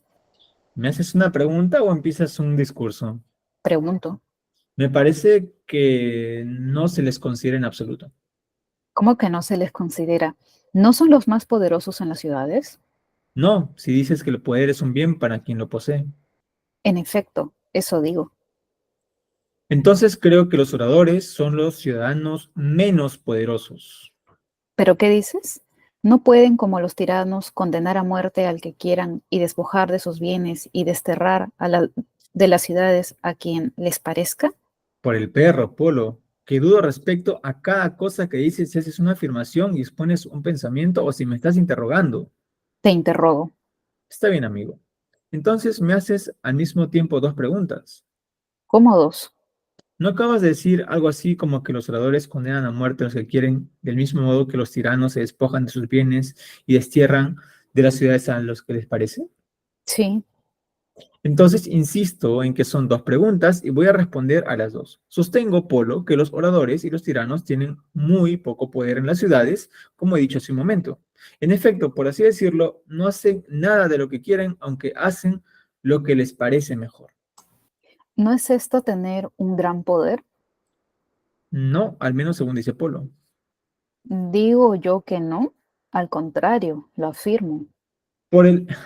No lo afirmas, puesto que dices que tener un gran poder es un bien para quien lo posee. Y lo mantengo. ¿Crees, en efecto, que es un bien para una persona privada de razón hacer lo que le parece mejor? ¿Llamas a esto tener un gran poder? No, Entonces, refútame y demuestra que los oradores son hombres cuerdos y que la retórica es arte y no adulación. Pero si no me refutas, los oradores que hacen en la ciudad lo que les parece, igualmente los tiranos, no poseen ningún bien con esto, pues el poder, como tú dices, es un bien, pero tú mismo reconoces que hacer lo que a uno le parece cuando está privado de razón es un mal, ¿no es así? sí. Entonces, ¿cómo es posible que los oradores o los tiranos tengan gran poder en las ciudades? Si Polo no convence a Sócrates de que hacen lo que quieren, Este hombre. afirmo que no hacen lo que quieren. Refútame. ¿No acabas de reconocer que hacen lo que les parece mejor? Y sigo reconociéndolo. Entonces, ¿no hacen lo que quieren Digo que no. al hacer lo que les parece bien? Eso. Dices cosas sorprendentes y absurdas, Sócrates. Oh, excelente, Polo. Para dirigirme a ti, según tu modo de hablar, no me acuses si puedes interrogarme. Demuéstrame que estoy equivocado. En caso contrario, responda a mis preguntas. Prefiero contestar para saber lo que quieres decir. Bien. Eh, bueno, Sócrates está perdiendo la paciencia con el joven Polo. Saludos, estimado Fernando, ya llegó ahí. Eh, pues, ¿qué está pasando acá, no? Miren, ha sido un giro desde la respuesta de Gorgias, ¿no? A la interacción que hace con su discípulo Polo, ¿no? Polito, ¿sí? Que está, pues, él está intentando ganarle la discusión y Sócrates está intentando instruirle, ¿sí? Entonces están por caminos bastante separados, ¿sí? Y Sócrates lo trata, como les dije, como un niño, ¿no? Le dice, mira, pregúntame, hazme esta pregunta, no me estás entendiendo, ¿no? ¿Me estás preguntando o quieres empezar un discurso así? Sí, hay un asunto de paternidad, una paternidad bien clara en esto. Y Polo, claro, está bastante impetuoso en querer demostrarle a su maestro, ¿no? Gorgias, que él también puede, ¿no? Sí, porque soy su mejor discípulo y yo sé tanto como Gorgias, dice, ¿no? Bueno, Gorgias está, me imagino, está detrás también ahí, ¿no? Animándolo quizás con la mirada, no sé. Y ya cuando Sócrates se pone muy enigmático, ¿no? Como esto de responder, ¿no? De que la cosmética, la política, dice, ya, pero ¿qué quiere decir? No, no te entiendo. Y Sócrates dice, es que no me dejo entender también, ¿no? Porque acá tu discípulo no sabe aprovechar mis respuestas, ¿no? Bien, y luego llega pues a este punto en el cual ya agota a Apolo, ¿sí? Y le dice, mira, mejor tú respóndeme, ¿ya? No me hagas preguntas, porque claramente no lo sabes hacer. Ya, esa es la dinámica. Y ahora, ¿de qué están hablando? Apolo le dice a Sócrates, defíneme qué es para ti la retórica. Sócrates le dice, es una especie de práctica, ¿no? Práctica en griego es empereian, ¿sí? Acá lo comparto para que lo puedan ver. Es algo que se practica, ¿no? Es lo que se practica, es una que requiere experiencia, ¿no? Una especie de práctica, ¿no? Una práctica, sí. ¿Una práctica de qué? De agrado y de placer. Kairos y Hedone. La retórica para Sócrates es una práctica que tiene que ver con producir agrado y placer, ¿ya? Para luego de que dice esto, empieza a hablar de la culinaria y empieza a hablar algo muy interesante, ¿no? Del cuerpo y del alma, ¿sí? Y pone pues esta cuatripartición, ¿no? Entre lo que hace bien al cuerpo y lo que hace bien al alma, y hace estas conjugaciones entre lo que se hace bien y lo que parece que se hace bien, ¿no? Y la retórica es lo que parece que hace bien, así como la culinaria parece que hace algo bien, cuando en verdad lo que le hace bien al cuerpo es la gimnasia, no la culinaria, ¿no? O la cosmética, ¿sí? Entonces lo pone así en modo de ejemplo para que lo entienda Polo, pero ni con eso le entiende Polo, ¿sí? Ni con eso le entiende, ¿no? Y claro, se da un largo discurso, como ven, largo discurso, y es en vano al parecer, ¿no? Porque como les digo, no está en la misma sintonía este joven, ¿no? Y bueno, luego viene una discusión interesante entre los tiranos, ¿no? Y los oradores, ¿no? ¿Sí? Una cosa es hacer lo que está bien y otra cosa es hacer lo que se desea, ¿no? Y ambas cosas son distintas también. Y claro, y eso ya no lo entiende Polo, ¿no? Entonces aquí Sócrates ya en las siguientes sesiones va a empezar a discurrir sobre lo que ha estado diciendo aquí de forma un tanto más resumida, ¿sí? Y un tanto más enigmática también, ¿sí? Una cosa es hacer lo que uno quiere y otra cosa es hacerlo mejor, ¿no? Para Polo es lo mismo, pero Sócrates claramente está diciendo que no es lo mismo hacer lo que uno quiere y hacer lo que les parece mejor, ¿sí? Bien, y con esta sección final, con esta dinámica entre Polo y Sócrates, ya estamos pues terminando esta primera reunión de las 4 que tendremos sobre el Gorgias, ¿no? Que es un texto, como les dije, amplio, es uno de los textos más amplios que tiene el bueno de Platón, ¿sí? ¿Algún comentario que quieran hacer al respecto? ¿Qué les parece esta nueva dinámica? Quizás Natalie, tú que has estado en el papel de Polo, ¿qué te parece esta dinámica con Polo, entre Sócrates y Polo? Pues de un niño, ¿no? Un niño que se está poniendo ya un poco altivo, que se notó casi desde el inicio, ¿no? Que quería tener un protagonismo importante, ¿no? Un protagonismo ahí dentro de la conversación, luego lo dejan de lado y el último ya como le están dando un poco de palo, porque ya Sócrates se hartó, se pone todavía en una actitud más, Más infantil, sí. sí, Sí, sí, pero claro, también recordemos que estamos en un escenario ficticio, pero que a la vez, ¿no? Platón, ¿qué te está diciendo con esto, no? Mira, Gorgias, este es tu discípulo, ¿no? O sea, de alguna forma es una puya a Gorgias también, porque claro, si es el discípulo de Gorgias, ¿cómo un discípulo va a ser así, no? Entonces, que en verdad Gorgias o sea, es el que le ha enseñado, entonces al criticar, bueno, al poner en Polo esta caricatura, ¿no? Lo está caricaturizando también a Gorgias, ¿no? Sí, sí, sutilmente nomás, ¿no? Bueno, ni tan sutil, pero se da a entender, ¿no? Que un discípulo de un sofista retórico como Gorgias tiene este temperamento, ¿no? Bien. Claro, justo hace un momento me parece que en la tercera sección que hemos leído hace un rato, ya por ahí Gorgias como que se estaba lavando las manos, ¿no? Decía, no hay que culpar a los maestros. Claro, Ajá. claro, sí, sí, sí. Sí, de alguna forma ya estaba, pues, quizás anticipándose también, ¿no? O sea, Platón contra Platón, ¿no? Se estaba anticipando a que le pueda, pues, echar en cara, ¿no? ¿Qué clase de discípulos tiene, ¿no? A ver, que acá Ernestina dice, sí, sí, es bien agresivo, ¿no? Ernestina acá dice, Natalie, tu voz es muy amable, el texto es bien agresivo, me parece, entre uno y otro. Sutilmente, sí, pues, sí, sí, hay una discusión ahí entre líneas, ¿no? Entre la sofística gorgiana y la sabiduría socrático-platónica, quizás, que quiere por acá mostrarse.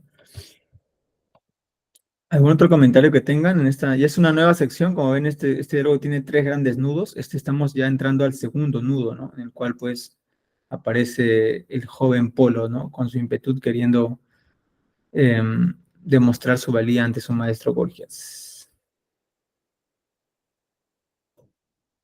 ¿Mm? Sí, A ver. Primero Fernando, que sí. acaba de llegar. Ah, Adelante, maestro. ¿No les parece que será esa agresividad para ir mostrando a los sofistas como muy altaneros para luego refutarlos? ¿No crees que sea eso también? Mm, Ujú. claro, en el caso de Gorgias, justamente, No, ya Sócrates, ya Platón está preparando el terreno para ir presentando al sofista como muy altanero en la persona del joven Polo, ¿no? Para luego refutarlo más adelante. ¿No les parece que sería también eso una posibilidad? claro, y aparte del mismo discurso que está dando Polo, tampoco se sostiene, ¿no? Es interesante. Y acá también, justo estaba buscando una cita de Gatre, ¿no? Esto de los 3 nudos. Y es interesante lo que dice, les leo nada más. Dice, la obra está construida en 3 episodios, cada uno indicado por un cambio interlocutor y va del respeto mutuo, Gorgias, arranques de cólera, Calicles, y la rudeza mezclada con ironía y desdén, que ya es Polo, ¿no? ¿Cierto? Estamos justamente en Polo, ¿no? Que es rudeza, ironía y desdén, ¿no?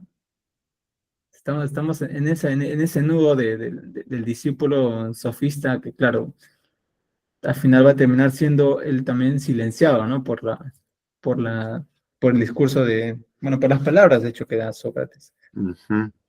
Bien, Jocelyn, gracias. te escuchamos. Sí, sí, sí. En línea también igual. Ya en varios diálogos de Platón vemos siempre a los jóvenes, Ah, bueno, por la situación que está también viviendo, y sobre todo los jóvenes políticos, ¿no? Que igual hoy en día también igual se mantienen en la misma, donde asumen que tienen mucho que decir cuando todavía no han aprendido nada, como dicen, ni siquiera saben preguntar. Eh, pero evidentemente también aquí Platón, interesante esas tres presentaciones, porque aunque a Gorgias lo presenta como respetuoso, igual, por ejemplo, hasta ahorita lo que hemos visto, lo toma como que, uy, pero le he refutado y parece inclusive hasta ingenuo, ¿no? O sea, lo toma así un poquito a Gorgias, ¿no? Y de hecho ya habíamos mencionado también al inicio que igual hay que ir con pinzas también a lo que nos presenta Platón, ¿no? Porque en efecto, o si nos quedamos solamente en Platón, tal vez podemos ser convencidos, casi retóricamente sí, por él, claro. de que los sofistas eran así, hay que tener todo el desdén del mundo, cuando pues no es así, y para ello habíamos recomendado lo de Romilly, ¿no? Mm, Lo otro es que acá también ya se ve estas divisiones muy, muy pedagógicas también de Platón, de las divisiones, ¿no? De esto en contra de esto y estas dualidades que donde te da dos caminos, al final es el inicio también donde Sócrates también nos dan dos caminos, y solo Sí. dos caminos, y yo tengo que elegir entre este y el otro, ¿no? Porque en realidad uno podría decir, bueno, pero es que para la legislación, para la justicia, para la política, se requiere también parte de retórica, ¿no? Y bueno, eso ya lo va a ensamblar tal vez posteriormente Aristóteles, ¿no? Y para la gimnasia y la medicina igual se requiere de una culinaria y también se requiere de cierta práctica cosmética. O sea, al final se podría decir que uno está subsumida al otro, pero no necesariamente tendrían que estar pues en esto de es esto o es lo otro, o yo desprestigio completamente uno y me voy por el otro camino, ¿no? Pero es las opciones que nos da aquí Platón, ¿no? Y lo otro, sí, me pareció pero muy interesante de esto ya más claro todavía, del que aquel que es privado de razón, o sea, aquel del quien no sabe la causa o la fuente, el concepto claro tal vez, pues no tiene un poder real y pues en todo caso sería el que no sabe, esto es un mal, ¿no? O sea, el que no sabe en realidad está yendo por un camino del mal y por ende no tendría poder el poder real o algo así, ¿no? Que ya se está viendo y que ya venía un poquito de Sócrates con esto de la ética igual a conocimiento o la virtud igual a conocer, ¿no? Igual esto se va a mantener todavía con Platón. Nada, interesante nuevamente el texto. Muy rico, muy rico. A ver, Marco, te damos pase. Sí, siguiendo también lo que mencionaba justamente yo sobre la última parte, se puede ver, ¿no? Lo que ven a ser la ibris de la retórica, por así decirlo, ¿no? Cuando Apolo menciona, pues, que los tiranos, justamente porque ellos hacen lo que desean, bueno, que para Sócrates vendría a ser una irracionalidad justamente de la acción, para Apolo vendría a ser justamente el bien, ¿no? Y esa es justamente esa peligrosidad de los sofistas, ¿no? Y uniéndolo con Gorgias, ¿no? Porque Gorgias viene a ser justamente lo que mencionaba Natalie. Gorgias viene a ser su maestro. Y justo anteriormente se estaba mencionando de que, bueno, no hay que acusar al maestro. Y pues Polo justamente dice esto, ¿no? Que el que hace lo que uno desea es justamente el... Mejor. Ahora, entonces habrían buenos tiranos también. O sea, aquel que sabe lo que hace puede dirigir la ciudad, ¿no? Imposible, para Platón no hay todo. Claro, o sea,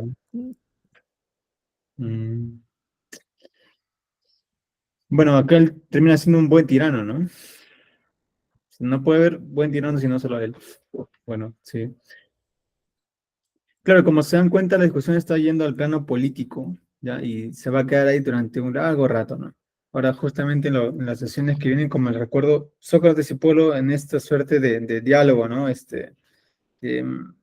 Intentarán llegar a definiciones y luego viene Calícles nuevamente a ya darle el punto final, ¿no? Bien, el Gorgias, como les mencioné al inicio también, es un diálogo de superación de una crisis personal, ¿ya? Sí, así lo han leído los grandes estudiosos de estos diálogos, ¿no? Justamente todas estas intervenciones, ¿no? Cargadas de bastante pasión responden a este carácter platónico luego de haber viajado y haber conocido, pues, a Sicilia, ¿no? Luego de su primer viaje, este es uno de los primeros diálogos que él escribe, ¿no? Decepcionado también de la política, ¿sí? Vamos a ver también fuertes acusaciones también a los famosos políticos griegos, ¿no? Y eso ya va a venir en las siguientes sesiones. Bien, todavía tenemos rato para hablar de Gorgias. Tenemos 4 sesiones. Estamos en la primera, estamos terminando esta primera sesión, ¿sí? Las siguientes sesiones ya les estaremos avisando cuando termine de grabar. Bien, entonces, si no hay nada más que decir por el momento, terminamos la sesión y dejo de grabar.